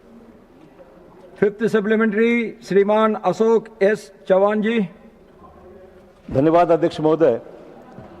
सर, क्योंकि मंत्री जी ने जिक्र किया कि नांदेड़ के बारे में ही सवाल, तो नांदेड़ से ही जुड़ा सवाल मैं पूछना चाहूँगा। मेरा खुद का डिस्ट्रिक्ट है और हमारे सहयोगी अजीत गोपछड़े जी ने भी इसके बारे में जिक्र किया है। सर, मैं मंत्री जी को अवगत कराना चाहूँगा कि मराठवाड़े के 1-2 जिले अगर छोड़े तो बाकी के 6-8 जिले हैं टोटल, 1-2 जिले छोड़ दिए तो 6 जिलों का दूध संकलन जो है, दूध कलेक्शन जो है बहुत कम है, क्योंकि प्रोडक्शन भी कम है, मार्केटिंग भी ठीक से नहीं हो रहा है, और कोऑपरेटिव सेक्टर की जो अवस्था है मिल्क प्रोडक्शन के बारे में वो बहुत ही ठीक नहीं है। मैं मंत्री जी से आग्रहपूर्वक ये पूछना, दो it is a state subject और काफ़ी काम स्टेट गवर्नमेंट के जरिए होता है, पर मैं मंत्री जी से पूछना चाहूँगा कि हमारे देश में अमूल जो है वो एक सक्सेस स्टोरी है कोऑपरेटिव सेक्टर में। मैं मंत्री जी से पूछना चाहूँगा, क्या वो इनिशिएटिव लेके नांदेड़ ज़िले में अमूल के द्वारा कोई जॉइंट वेंचर का प्रयास करे ताकि वो लोकल कोऑपरेटिव सेक्टर्स के लोग और अमूल ऐसा जॉइंट वेंचर करके दूध का, क्योंकि दूध की डिमांड बहुत है, दूध बाहर से आता है, ज़िले में प्रोडक्शन कम है, दूध बाहर से आता है, तो मेरी ये विनती रहेगी आदरणीय मंत्री महोदय से, क्या वो अमूल या एनडीडीबी जैसे संस्था के जरिए जो सक्सेस स्टोरी है उनके द्वारा जॉइंट वेंचर करके नांदेड़ ज़िले में मिल्क प्रोडक्शन और मार्केटिंग दोनों के लिए कुछ प्रयास करेंगे क्या? ये मेरा सवाल है सर। सभापति महोदय, मैंने बताया उनको, माननीय सदस्य को, जहां तक जॉइंट वेंचर का सवाल है, अमूल एक अपनी कोऑपरेटिव सोसाइटी, खुद की कोऑपरेटिव सोसाइटी है जो अपनी योजना जगह जगह खुद की चलाती है। वो किसी के साथ जॉइंट वेंचर करे कि नहीं करे ये अलग बात है, लेकिन माननीय सदस्य को हम ये बताना चाहेंगे कि जो नांदेड़ जिले में जो हमने आपको बताया कि विदर्भ और मराठवाड़ा डेयरी विकास परियोजना प्रारंभ की गई है, उसमें पूरे विदर्भ के 8 जिले और मराठवाड़ा के 7 जिलों को मिलाकर यह परियोजना प्रारंभ की गई है। और पूरे अगर उस क्षेत्र में अगर को देखें तो 44,881 सदस्य इसके हैं, 2,494 गांव इसके साथ जुड़े हुए हैं। पहले मैंने बताया था सिर्फ नांदेड़ की बात, अब मैं मराठवाड़ा और विदर्भ दोनों की बात बता रहा हूं। 2,494 गांव इसके साथ हैं और 3,515 लीटर दूध प्रतिदिन संग्रह किया जा रहा है। इसके अलावा भी उस पूरे क्षेत्र में Amul milk union, Sabarkantha milk union, Maskati dairy, Bijapuri dairy, heritage dairy, Sai Kripa dairy और नमस्कार डेयरी, ये सभी अलग अलग, इसके अतिरिक्त अलग अलग सभी डेयरी सोसाइटियां जो हैं वो दूध संग्रहण का काम वहां कर रहे हैं। Now question number 47, doctor Syed Naseer Hussain ji. 47. Honorable Minister. First supplementary, Dr. Syed Nasir Hussain ji. Sir, through you I want to ask the question. Does the ministry accept that the data as flagged by CAG indicates a systemic failure of monitoring and verification process, and whether any responsibility has been fixed on implementing agencies, training partners, assessment bodies, officials of the National Skill Development Corporation and officers of the ministry for the irregularities and data weaknesses highlighted by the CAG, and whether government has ordered or proposes to order independent or criminal investigation, recovery proceedings, blacklisting of other penal action in cases of suspected ghost beneficiaries, non-functional or closed training centers shown as operational, fabricated placement records or diversion/misutilization of funds, and if so, the details thereof. Honorable Minister. Chairman sir, thank you. I would commend the Honorable MP on asking me this important question. Yes, I will say that there has been quite a substantive CAG report that has come out recently. But what is the operative period that has been covered? It covers from 2016 to 2022. And specifically when you talk about bank details, there has been a whole systemic shift over the last 10 years. The Jan Dhan Mobile Trinity, the JAM Trinity, the usage of Aadhaar-enabled biometric attendance systems that we have now fully integrated into PMKUY 4.2, that is the phase that is running currently, already takes into account any substantive observation or recommendation made by the CAG. However, I'll still like to talk about specific issues that he has said, whether we have taken any corrective action, whether penal action is proposed, whether we are following a due process so that the full legal punishment under the scheme guidelines, under the law, is used by us. Sir, definitely, let me tell you, this has been an ongoing concurrent exercise. And even while the CAG has come up with a number of observations and recommendations, on the floor of the House, I'd like to inform all the members of the House, each and every one of those observations and recommendations had actually already been implemented. I don't want to go para by para.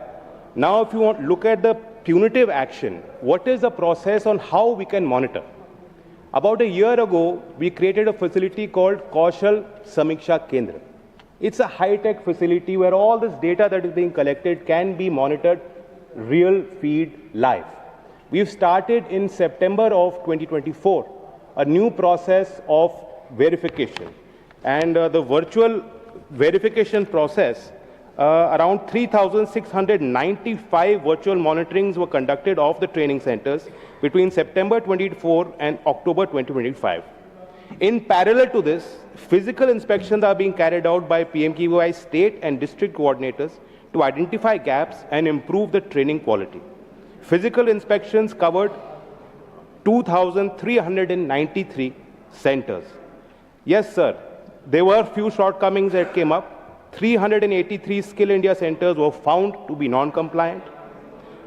FIRs have been lodged against 41 Skill India centers. 178 training centers were found non-compliant with scheme guidelines and blacklisted. A show-cause notice has been issued against all 11 entities which are named in the CAG report. Thank you. Second supplementary, Dr. Syed Nasir Hussain ji.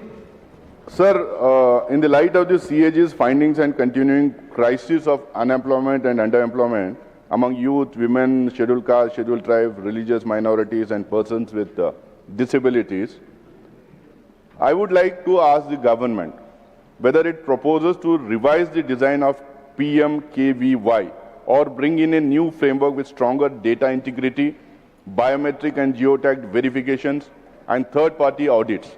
And also, will it commission an independent time-bound evaluation with participation of state governments, sector skill councils, trade unions, and academic institutions, and place its full report, including recommendations on equity, effectiveness, and accountability of the scheme in the public domain? Thank you. Honorable Minister. Yes, sir. I would like to agree with what Honorable Member of Parliament is proposing. It is already part of our policy. If we look at impact evaluation, let's not go towards 4.2. Even earlier iterations of the scheme have been evaluated. This is apart from the CAG process. PMKUY 2.0 was evaluated by Niti Aayog in October 2020 under Jobs and Skills sector. And they found that 52% of the placed candidates who had completed training under RPL component received higher salary or felt they will get higher salary.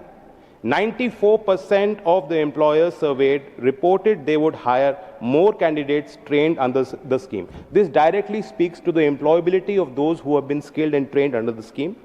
Another third-party impact evaluation of the scheme from 2016 to 2020 was conducted by Indian Institute of Public Administration. They found that a maximum percentage of 70.5% received placement in their desired sectors. Sir, as far as process to be followed for investigating what has come out of CAG and what is the action to be taken, further, on 20th of Jan of this year, in the GEM portal, our ministry has put out a tender to hire a SEBI affiliated forensic account institution to look at it and monitor and give us strategic improvements that can be made in the scheme. Third supplementary, Shriman Mastan Rao Yadav, Bida. Sir, the CAG report has recommended mapping of all skill training initiatives across center and states and preparing a roadmap for their convergence and data integration. In this context, I want to know from the Honorable Minister through you, sir, as to what steps have been taken by the Ministry to promote skilling in convergence with the other ministries. Thank you, sir. Honorable Minister. Thank you, sir. I'd like to be very frank and honest that this is unlike any other scheme. We have to be the most dynamic and flexible, and we have to be constantly responsive to the new requirements of industry and the employers, sir. And which is why the CAG report, if you look at it, one aspect of it, it said that you had a skill gap study in 2010. Why did you not use it to do your skilling program in 2022? I would only submit that a skill gap assessment of any sector organized a decade ago may not be relevant to the job market. So these are some of the challenges, but yes, we are trying to inculcate a whole systemic change where we are building a protocol and process for including the skill plans being developed at the grassroots. Sir, I would like to say that 27 states of our country, they have developed district-specific plans which have been collated and aggregated to form the state plan. The idea is that we are currently in process with the National Skill Development Policy, second iteration, and that is meant to create a procedure where all of these state plans, which are formulated with the coordination of the skill missions in the states, of the industries that are active in the states, and the employers and the student base, sir, that those skill plans will be used as part of the framework to give targets going forward, sir. Sir, we also did a skill gap study by NCAER, 24-25.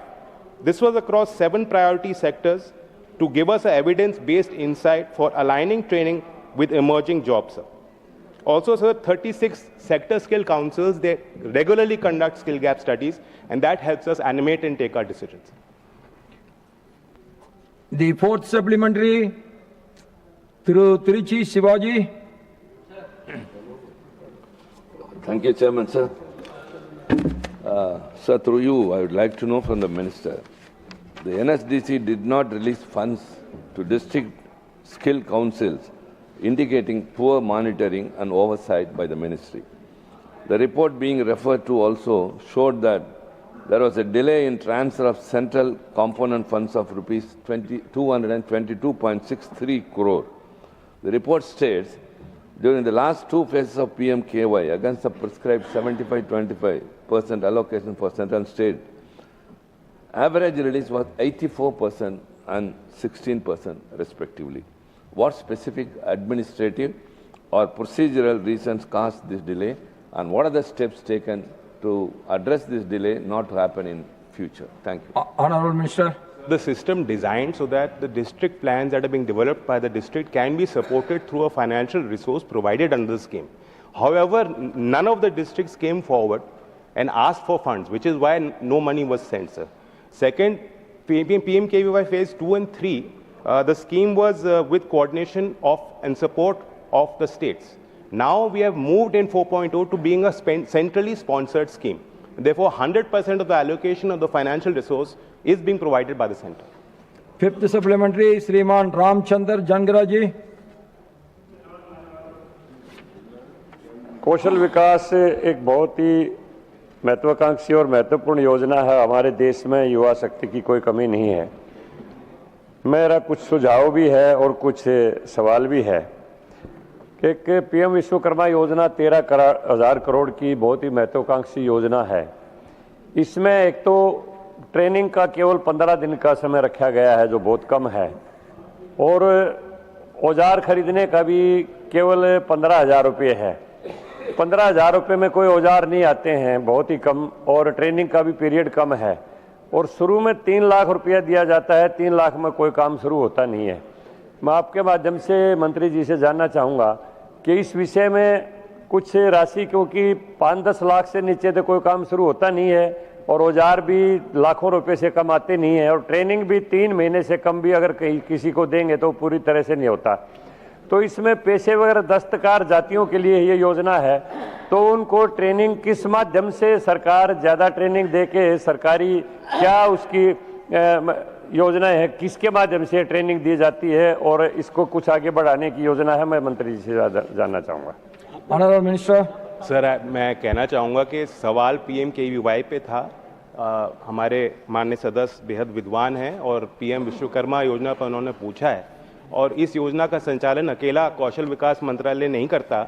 इसमें MSME ministry और corporate affairs ministry के साथ तालमेल बना के, समन्वय बना के इसको क्रियान्वित कर रहे हैं। और अगर योजना को देखा जाए तो 13,000 करोड़ की योजना, 30 करोड़ इसमें 30 लाख जो है ऑलरेडी लाभार्थी शामिल हो चुके हैं, भाग ले चुके हैं, पंजीकरण करा चुके हैं, और 18 ऐसे कौशल ट्रेड, पॉटर का काम, वीवर का काम, फिश नेट बनाना, बोट मेकिंग, उस तरह के स्किल्स जो ऑलरेडी हमारे एथॉस का हिस्सा है, लोकल इकोनॉमी का हिस्सा रहे हैं। हर गांव में वैसे काश्तकार, कारीगर, कामगार आपको मिल जाएंगे। उनको सिर्फ थोड़ा ट्रेनिंग देना, सर्टिफाई करना और मार्केट से जोड़ने के लिए ये महत्वाकांक्षी योजना बनी है। मैं फिर भी माननीय सदस्य को कहूँगा, जो उनका सुझाव है मैं उनसे बैठ के डिस्कस भी करने को तैयार हूँ, कैसे ऐसे और व्यावहारिक बनाया जा सकता है। Now question number 48, श्रीमान समीक भट्टाचार्य जी। 48 सर। Honourable minister. महोदय, प्रश्न का उत्तर सभा पटल पर प्रस्तुत है। फर्स्ट सप्लीमेंट्री श्रीमान Samik Bhattacharya ji. Thank you sir for allowing me. Sir, मेरा प्रश्न कॉलर पॉलिटिक्स के ऊपर है। पूरा हिंदुस्तान नहीं, पूरा देश में, पूरा दुनिया में जब रोड्स का ऊपर सेफ्टी के लिए एक रंग किया जाता है वो काला पीला होता है, लेकिन हम जिस प्रदेश से आते हैं पश्चिम बंगाल, उसमें नीली सफेद कर दिया गया सभी जगह, स्टेट हाईवेज में भी। तो ये तो इसमें एक्सीडेंट बढ़ रहे हैं, विजिबिलिटी कम हो रहा है, तो ये संबंधित मेरा प्रश्न है। Yes same thing. Don't interfere. Let him. If he speaks anything unparliamentary, then I will interfere. Don't worry. Sir, Sir, now through you I want to know from the Honorable Minister whether the ministry has conducted any inspection or audit in West Bengal to verify compliance with IRC color standards on national highways, and if so, the findings thereof. Honorable Minister. सभापति महोदय, माननीय सदस्य ने सड़क सुरक्षा को लेकर के और नागरिकों की सुरक्षा को लेकर के बहुत महत्वपूर्ण प्रश्न पूछा है। मैं इसकी बैकग्राउंड में थोड़ा पहले बताना चाहूँगा कि मोटर व्हीकल एक्ट्स के रूल के अंतर्गत जो फॉर्मुलेशंस दी जाती हैं उसके पीछे की फाइंडिंग्स इंडियन रोड कांग्रेस, जो कि 1934 की एपेक्स टेक्निकल बॉडी है, उनके द्वारा दी गई रिकमेंडेशंस, जिसमें वो रोड्स की, ब्रिजेस की प्लानिंग, डिज़ाइन, कंस्ट्रक्शन, मेंटेनेंस, उसके मानक तय करते हैं। उन मानकों के आधार पर और वो जो कोड्स वो बताते हैं, उसके अकॉर्डिंगली जो मोटर व्हीकल एक्ट्स के अंतर्गत रूल बनाए जाते हैं, उसमें रोड्स पर क्या कलरिंग होनी चाहिए ये भी उसमें आता है, जो कि स्टेट्स को भी फॉलो करना चाहिए। अगर स्टेट्स बताए गए मानकों को फॉलो नहीं करते हैं तो उसके लिए उनको या तो अपना राज्य सरकार के द्वारा नोटिफाई करना चाहिए, और नहीं तो अंडर सेक्शन 198 प्रोविजन है कि पेनल्टीज जो अथॉरिटीज और जो कंसेशनर्स रूल्स को वायलेट करते हैं उनके खिलाफ पिनल प्रोविजंस हैं। So far as audit is concern, मंत्रालय के द्वारा, हमारे डिपार्टमेंट्स के द्वारा रोड सेफ्टी ऑडिट्स लगातार होते हैं, और एक आरओ लेवल पर रोड सेफ्टी ऑफिसर की भी नियुक्ति की गई है। जहां तक वेस्ट बंगाल का है, जैसा माननीय सदस्य ने बताया कि वहां पर अलग कलर्स को यूज किया जाता है, वो आईआरसी और मोटर व्हीकल एक्ट के रूल्स के अंतर्गत नहीं आता है, वो उसको वायलेट करता है उस पर, और इससे वहां के नागरिकों की सुरक्षा का बड़ा प्रश्न आता है। उनको नहीं करना चाहिए। उसके लिए जो भी प्रोविजंस होंगे उन रूल्स को according to the prevalent laws उसके ऊपर एक्शन लिया जाना चाहिए after the audit. Second supplementary श्रीमान समीक भट्टाचार्य जी। सर, एक्सीडेंट तो बढ़ रहे हैं, गार्डरेल में भी नीली सफेद रंग कर दिया गया। सर, इसमें मैं तो सर प्रश्न पूछ रहा हूं सर, एक्सीडेंट हमारा भी हो सकता है, हम उसका सिक्योरिटी के लिए बात कर रहे हैं। वो लोग ज्यादा चलते हैं ना, वो लोग ज्यादा मोबाइल में पूरा स्टेट में ज्यादा घूमते हैं, उन लोगों का जिंदगी के लिए मैं प्रश्न कर रहा हूं। या thank you sir. Be specific about your second supplementary. My second supplementary is whether the ministry proposes to issue a formal advisory or directive to the government of West Bengal to discontinue the blue and white color scheme on roadside safety structures and the timeline for the same. होना क्या चाहिए sir? ये बंद होगा या चलेगा? Specific question. Honorable Minister. आदरणीय सभापति महोदय, मैंने जैसा बताया कि हमारे पास रोड सेफ्टी ऑडिटर्स हैं। इस विषय को ऑडिट करने के बाद और पूरी तरह से समझने के बाद अगर यह विषय कॉन्ट्रावीनिंग टू द लॉज होगा, उसके ऊपर संबंधित अथॉरिटीज पर एक्शन लिया जाना चाहिए। यह प्रोविजन में भी है। थर्ड सप्लीमेंट्री श्रीमान doctor V Sivadasan ji. In India, thousands of innocent people were killed because of road accidents, because of the proper maintenance of construction and maintenance of national highway. That includes the lack of underpasses, overbridges and service roads. It leads to huge traffic block and accidents and deaths. The people in Nadal, Edakad and Chala have given, in Kannur district, Kerala has given various memorandum to the Minister and National Highway Authority of India. What is the present status of the work in that area, National Highways work? Whether the government have any plan to address the issue of the people and the request of the people? This is my specific question, sir. Honorable Minister.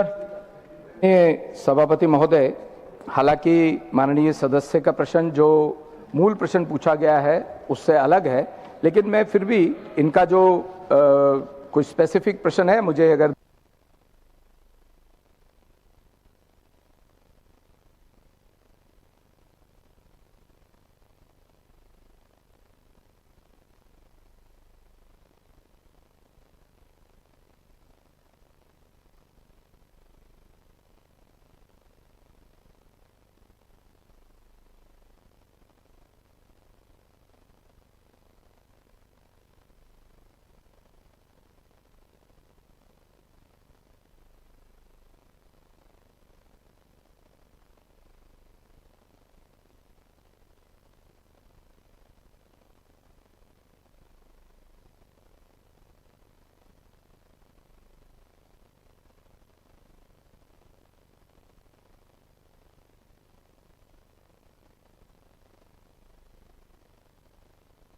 देंगे या मेरे से आकर के मिलेंगे तो मैं उसका आंसर देने की कोशिश करूंगा।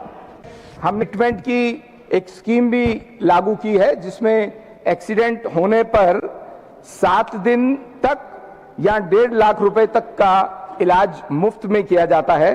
तो एक्सीडेंट्स कम हो इसके लिए हमारी सरकार लगातार प्रयत्नशील है।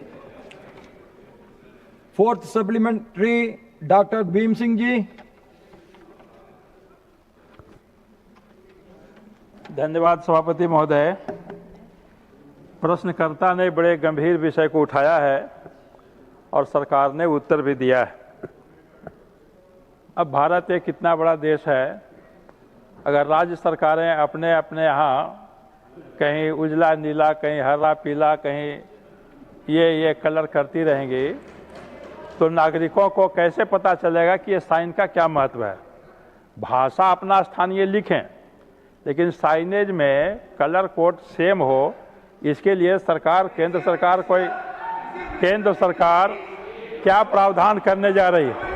और दूसरा कि इन्होंने कहा कि बंगाल राज्य सरकारों को इसके लिए दंडात्मक कार्रवाई भी की जाती है। मैं जानना चाहता हूं भारत सरकार बंगाल सरकार के खिलाफ कौन सी कार्रवाई और कौन से कदम उठाने जा रही है। अरे everybody should cooperate. You also should cooperate. I will ask them to also cooperate. Honorable Minister. सभापति महोदय, ये बात बहुत महत्वपूर्ण है। ये मैंने पहले भी कहा है कि कोई भी राज्य सरकार हो, उनको मोटर व्हीकल एक्ट के अंतर्गत बनाए गए रूल्स, जो कि एक एपेक्स टेक्निकल बॉडी IRC द्वारा रिकमेंड किए जाते हैं, वो मानना चाहिए। वो जो रूल्स बनाए जाते हैं, जो कोड उनके द्वारा प्रस्तावित होते हैं, वो नागरिकों की सुरक्षा को ध्यान में रखते हुए किए जाते हैं। इसीलिए कलर कोड भी महत्वपूर्ण है। इस पर मैंने बताया, मैं दोबारा बताता हूं कि अंडर सेक्शन 198A इनको मानने की हिदायत दी जाती है, लेकिन अंडर सेक्शन 198(2) अगर वो इसको कोई भी अथॉरिटी इसको कंप्लाई विद नहीं करती है तो उसके लिए, और उसके कारण से कोई डेथ होती है, डिसेबिलिटी होती है, जो कि हो सकती है, बहुत गंभीर विषय है, तो उसके ऊपर पेनल्टी के प्रोविजंस हैं। ऑडिट करने के बाद उसके ऊपर एक्शन लिया जाता है। Fifth supplementary doctor M. धनबाल।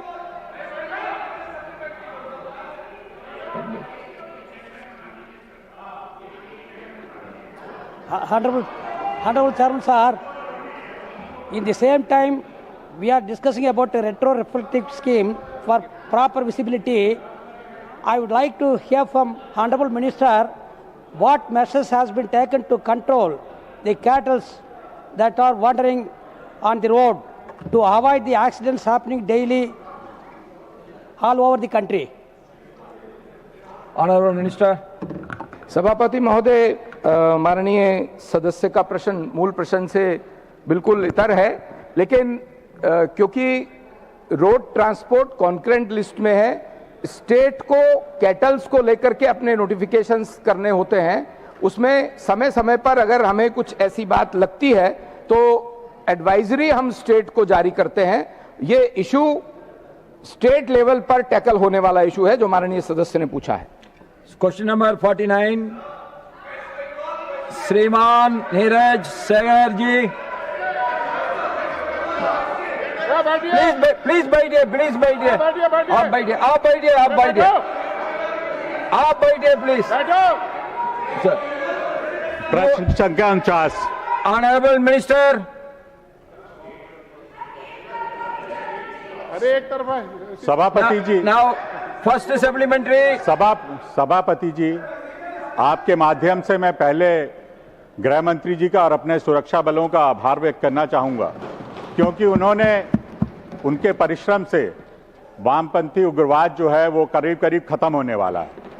मेरा प्रश्न माननीय मंत्री जी से ये है कि ये जो समस्या वामपंथी उग्रवाद की है, ये समस्या आप जानते हैं कि हमने देखा है दंतेवाड़ा का नरसंहार, ये समस्या का हल क्यों नहीं निकल पाया इतने दिनों तक? ये समस्या हमारी इतने दिनों तक क्यों चली? मैं ये नहीं समझ पा रहा कि आज हल निकल सकता तो पहले की सरकारों ने इसका हल क्यों नहीं निकाला? वर्तमान सरकार इसकी समस्या को हल निकालने के लिए क्या प्रभावी कदम उठा रही है, ये भी मैं जानना चाहूंगा मंत्री जी से। सभापति महोदय, सबसे पहले तो मैं उस बात को दोहराना चाहूँगा जो माननीय गृह मंत्री आदरणीय अमित शाह जी ने इस भारतवासियों को विश्वास दिलाया है कि 2026 के मार्च तक इस भारतवर्ष से नक्सलवाद का समूल नाश कर दिया जाएगा, समूल नष्ट हो जाएगा। और महोदय, माननीय प्रधानमंत्री आदरणीय नरेंद्र मोदी जी के प्रेरणादायी और सफल नेतृत्व में और माननीय गृह मंत्री जी के कुशल मार्गदर्शन में आज नक्सलवाद समाप्ति की ओर है और उसके लिए कई प्रभावी कदम उठाए गए हैं। उसके पहले मैं जरूर यह बताना चाहूँगा, जो चिंता माननीय सांसद महोदय ने किया है कि अब तक नक्सलवाद को समाप्त क्यों नहीं किया गया था, पहले अब समाप्त हो रहा है तो पहले नहीं हुआ था। इसका सबसे बड़ा कारण यह है कि केंद्र की सरकार यानी कि 2014 के पहले की सरकार समझती थी कि यह समस्या राज्यों की है, यह समस्या हमारी नहीं है। एक तो यह, दूसरी बात यह है कि इनके पास वामपंथ उग्रवाद के सर्वनाश के लिए, समाप्ति के लिए कोई नीति इनके पास नहीं थी। यह समस्या 1967 से चली आ रही है और एक समय ऐसा आया कि वामपंथी उग्रवादियों ने पशुपति से लेकर तिरुपति तक एक रेड कॉरिडोर बनाया और उसका परिणाम यह हुआ कि देश की आंतरिक सुरक्षा खतरे में पड़ी रही और इन लोगों ने ध्यान नहीं दिया। लेकिन अब मोदी सरकार ने एक ठोस नीति बनाई है और उस ठोस नीति के कारण, एक मजबूत पहल के कारण आज नक्सलवाद समाप्ति की ओर है। जो प्रभावी कदम उठाए गए हैं महोदय, जीरो टॉलरेंस की हमारी पॉलिसी है मोदी सरकार की। गृह मंत्रालय द्वारा विकासात्मक और सुरक्षा एवं प्रभावी कार्रवाई के लिए यहाँ 6 योजनाएं चलाई जा रही हैं और इस योजनाओं में अब तक लगभग 10,556 करोड़ रुपए व्यय किए गए हैं। और जो 6 योजनाएं हैं, SRE, हाँ मैं 6 का 6 बता रहा हूँ, SRE, SIS, SCA, CAP, RRP, ACALWEMS महोदय, और महोदय LW क्षेत्रों में 595 CRPF की कंपनियां तैनात की गई है। किलेबंदी पुलिस स्टेशन 706 बनाए गए। CRPF की बस्तरिया बटालियन बनाई गई। LW क्षेत्र में सड़कों का निर्माण 17,573 किलोमीटर 20,000 करोड़ से भी ज्यादा की लागत से बनाई गई। 10,000 से ज्यादा मोबाइल टावर बनाए गए। IIT 46, कौशल विकास केंद्र 49 खुले, लागत जिसकी लगभग 500 करोड़ है। केंद्रीय विद्यालय 11, नवोदय विद्यालय 6, एकलव्य विद्यालय 259 और डाकघर 6,025। बैंक ब्रांच 1,804 और ATM 1,321 महोदय खोले गए। इन कार्यों के माध्यम से मैंने कहा कि विकास के लिए, सुरक्षा के लिए और जरूरत पड़ा तो सख्त कार्रवाई के लिए सरकार ने जो नीति बनाई है, प्रभावी कदम उठाए हैं, उसका यह परिणाम आया है। जीरो टॉलरेंस की नीति और हमारी राष्ट्रीय ठोस नीति और मोदी सरकार का दृढ़ संकल्प, सक्षम नेतृत्व आज नक्सलवाद को समाप्त करेगा। जहां भी होगा ढूंढ ढूंढ कर उसका सफाया किया जाएगा। अब वह बचने वाला नहीं है। और अब तक जो नक्सलवाद रहा है, इसका एक कारण और प्रमुख यह रहा है कि वोट की राजनीति ने और सत्ता में हम बने रहे, इसके लिए ऐसी नीतियों से भी पहले की सरकार और कुछ पार्टियां समझौता करती रही, राज्य में भी और केंद्र में भी, जिसकी नीति ही हिंसावादी रही है और देश के हित में नहीं रही है। महोदय धन्यवाद। Second supplementary Neeraj Shekhar ji. सभापति जी, माननीय मंत्री जी ने विस्तृत जवाब दिया। उन्हीं के जवाब से मेरा एक प्रश्न और आता है कि जो इन्होंने कदम उठाए हैं, जो कदम सरकार ने अभी उठाए हैं, अब क्या स्थिति है? इन्होंने बताया पशुपति से तिरुपति तक समस्या थी ये। अब क्या स्थिति है कि इन राज्यों में कहां तक हम लोग इसको खत्म करने में कामयाब रहे हैं, ये बताएं माननीय मंत्री जी। महोदय, हिंसा में लगातार कमी और LWE का भौगोलिक विस्तार बिल्कुल सिमट कर रह गया है। 2010 वर्ष को हम देखें तो 2010 में 1005 लोगों की मौत हुई थी, वर्ष 2010 में, जो 2025 में घटकर 100 रह गई है, यानी 90% की कमी हुई। 2010 की 1936 हिंसक घटनाएं हुई थी, जो 2025 में घटकर 234, यानी उसमें 88% की कमी आ गई है।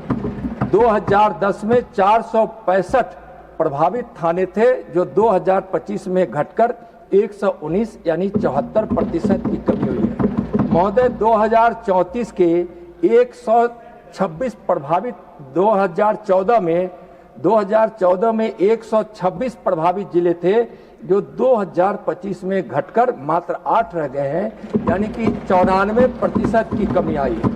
2014 में 10 प्रभावित राज्य थे, 2025 में घटकर 3 रह गए हैं, जिसमें 70% की कमी आई है। महोदय, जून 2019 से अब तक 33 टॉप नक्सली मारे गए हैं, जो उनके स्थापित और महत्वपूर्ण लीडर थे। पिछले वर्ष में 16 CCM PBM न्यूट्रलाइज किए गए हैं। 2019 से 1149 LWE कैडर मारे गए हैं, 7409 अरेस्ट किए गए हैं और 5880 नक्सलियों ने सरेंडर किया है। और महोदय, इसका रिजल्ट यही है कि नक्सलवाद समाप्त हो रहा है। Third supplementary Ujjwal Deorao Nikam ji. Sir, the fundamental principle of criminal jurisprudence behind the deterrent sentence is not only to deter the very criminal, but to give the strong message to the like-minded people in the society. So my straight question to the Honorable Minister, what concrete measures are being taken to strengthen the prosecution, expediting the trial and improving conviction rate so that impact of the law acts as a deterrent purpose? Honorable Minister. महोदय, जो भी घटनाएं हुई है उसके लिए हमारी ओर से, केंद्र सरकार की ओर से राज्यों के साथ मिलकर जो भी FIR हुए हैं उसमें निश्चित रूप से हम कोऑर्डिनेशन के साथ उस पर कार्रवाई जो राज्य सरकार और न्यायालय के द्वारा होता है उसमें हम सहयोग करते हैं।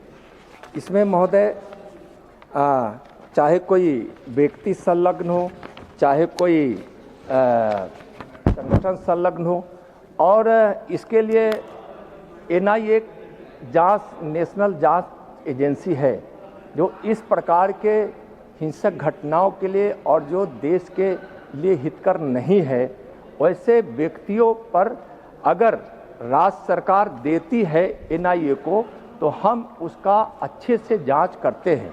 और NIA के द्वारा जितने भी जांच इस मामलों में हुए हैं, चाहे वह इसका हो या आतंकवाद का, दोनों का आंकड़ा तो अलग अलग नहीं है, लेकिन 96% उसका दोष सिद्धि का दर है। और महोदय, इसमें एक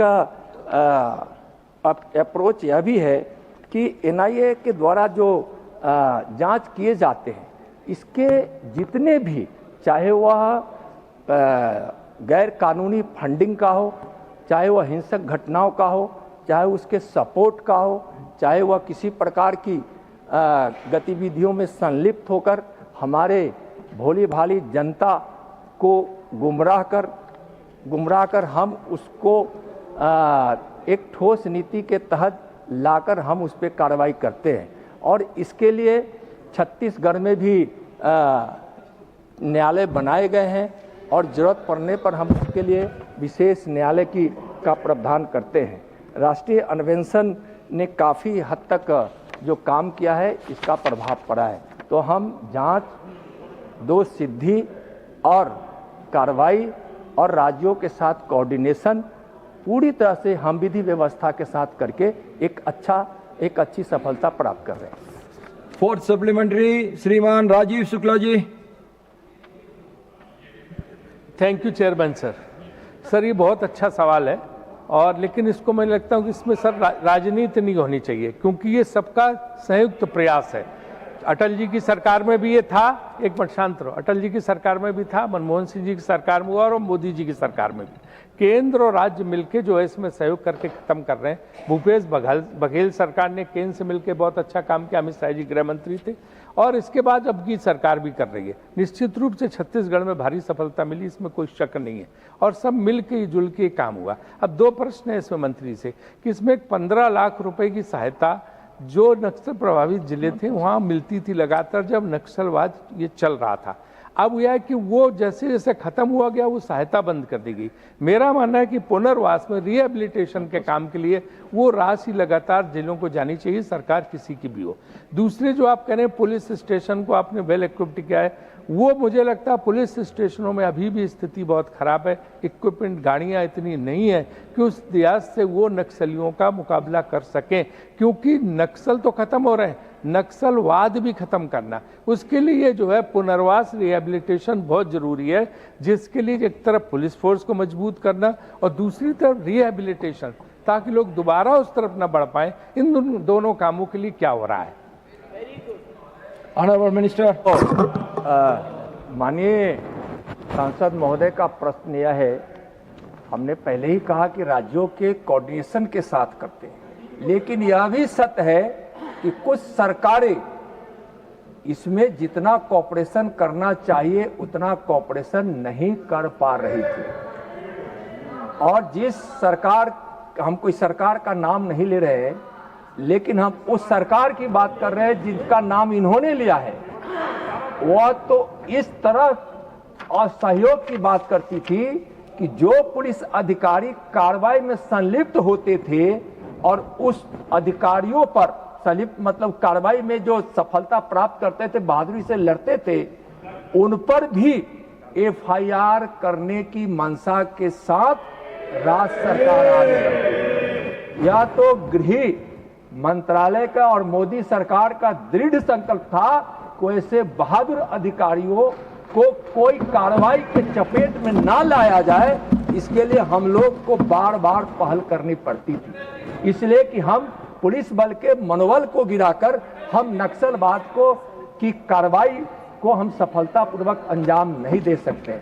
जहां तक महोदय इन्होंने पुनर्वास की बात कही है, तो निश्चित रूप से मोदी सरकार की नीति है कि हम जन जागृति करते हैं, हम लोग को आत्मसमर्पण कराकर मूल धारा में लाना चाहते हैं, ना मानते हैं तब हम कठोर कार्रवाई करते हैं, और पुनर्वास की हमारी ठोस नीति है जो हम राज्यों के साथ मिलकर संचालन करते हैं। महोदय, जहां उच्च कैडर आत्मसमर्पण करते हैं उनके पुनर्वास के लिए हम 5 लाख रुपए देते हैं, अन्य कैडर को 2.5 लाख रुपए देते हैं। हथियार के साथ जो आत्मसमर्पण करते हैं उन प्रोत्साहन के अलावा हम वित्तीय प्रोत्साहन अलग से देते हैं। हम 10,000 की मासिक वाजिफा भी देते हैं। पुनर्वास नीतियाँ के तहत पीड़ित परिवार के बच्चों को निःशुल्क शिक्षा, छात्रावास, शिक्षण संस्थानों में प्रवेश में वरीयता और छात्रवृत्ति देते हैं। घायल या अपंग व्यक्ति, महिला, पुलिस सहयोगियों को राहत राशि, मुफ्त उपचार, कृषि, आवासीय भूमि का सहयोग भी हम महोदय करते हैं। राज्य सरकार में नौकरी अनुदान और डीडीयू आवास में हम 2% का आरक्षण देते हैं, और अति प्रभावित जिलों को, अति प्रभावित जिले जो है उसको हम 30 करोड़ महोदय हम प्रति वर्ष देते हैं। और जो डिस्ट्रिक्ट हमारा कंसर्न डिस्ट्रिक्ट है उसको भी हम 10 करोड़ की राशि देते हैं। और यह राशि महोदय हम देते रहेंगे तब तक जब तक कि यह नक्सलवाद पूर्ण रूप से समाप्त न हो जाए, और वह जिला जो प्रभावित रहेगा उसको देते रहेंगे।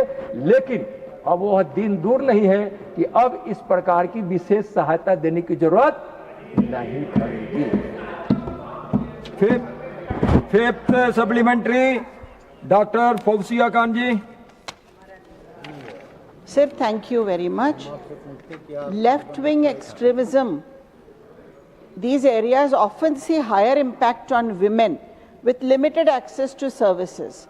Does the ministry collect gender disaggregated data on violence effects or development benefits? What women-focused initiatives like skill training under SRE are integrated to enhance their participation in post-left-wing extremism recovery, sir? Honorable Minister. महोदय, माननीय मोदी जी की नीति है महिलाओं का सशक्तिकरण, और जब हम कोई नीति बनाते हैं तो महिलाएं उसमें प्राथमिकता में होती है। हमारी जो नक्सलवाद उन्मूलन के लिए जो राष्ट्रीय नीति बनी है उसमें भी महिलाएं हमारी प्राथमिकता में है। उदाहरण के रूप में हम यह देना चाहेंगे माननीय महोदया को कि अभी जो अति प्रभावित जिले हैं उसके लिए एक बस्तरिया बटालियन का गठन किया गया है, जिसमें 1143 उस 4 जिलों के दांतेवाड़ा, सुकमा, नारायणपुर और बीजापुर के लोगों का बनाया, क्योंकि वह अति प्रभावित है। उसमें 1143 युवाओं की भर्ती हुई है और उसमें 250 हमारी महिला बहनें हैं। और मैं पहले बताया हूं कि महिलाओं के लिए एवं जो सुदृढ़ हमारी जनजातीय सांस्कृतिक पहचान है उसमें हम भी महिलाओं को काफ़ी उसमें प्राथमिकता देकर हम उसको आगे बढ़ा रहे हैं। और जो महिलाएं नक्सलवाद को छोड़कर आई हैं या नक्सलवाद प्रभावित जिलों से जो हम मुक्ति पाते हैं, वैसे महिलाओं के लिए भारत सरकार के महिला कल्याण मंत्रालय से लेकर कई मंत्रालय ऐसी है जो महिलाओं के लिए विशेष योजनाएं भी वहां चलाती है। नाउ क्वेश्चन नंबर 50, श्रीमान IS Inbadurai. Now we take the third supplementary, GK Vasanji. Sir, there is a huge potential with women participating in non-traditional sectors and also getting access to benefits of entrepreneurial promotion schemes. I would like the Minister to highlight on this, sir. Honorable Minister. See change in how women engage with developmental policies of Government of India.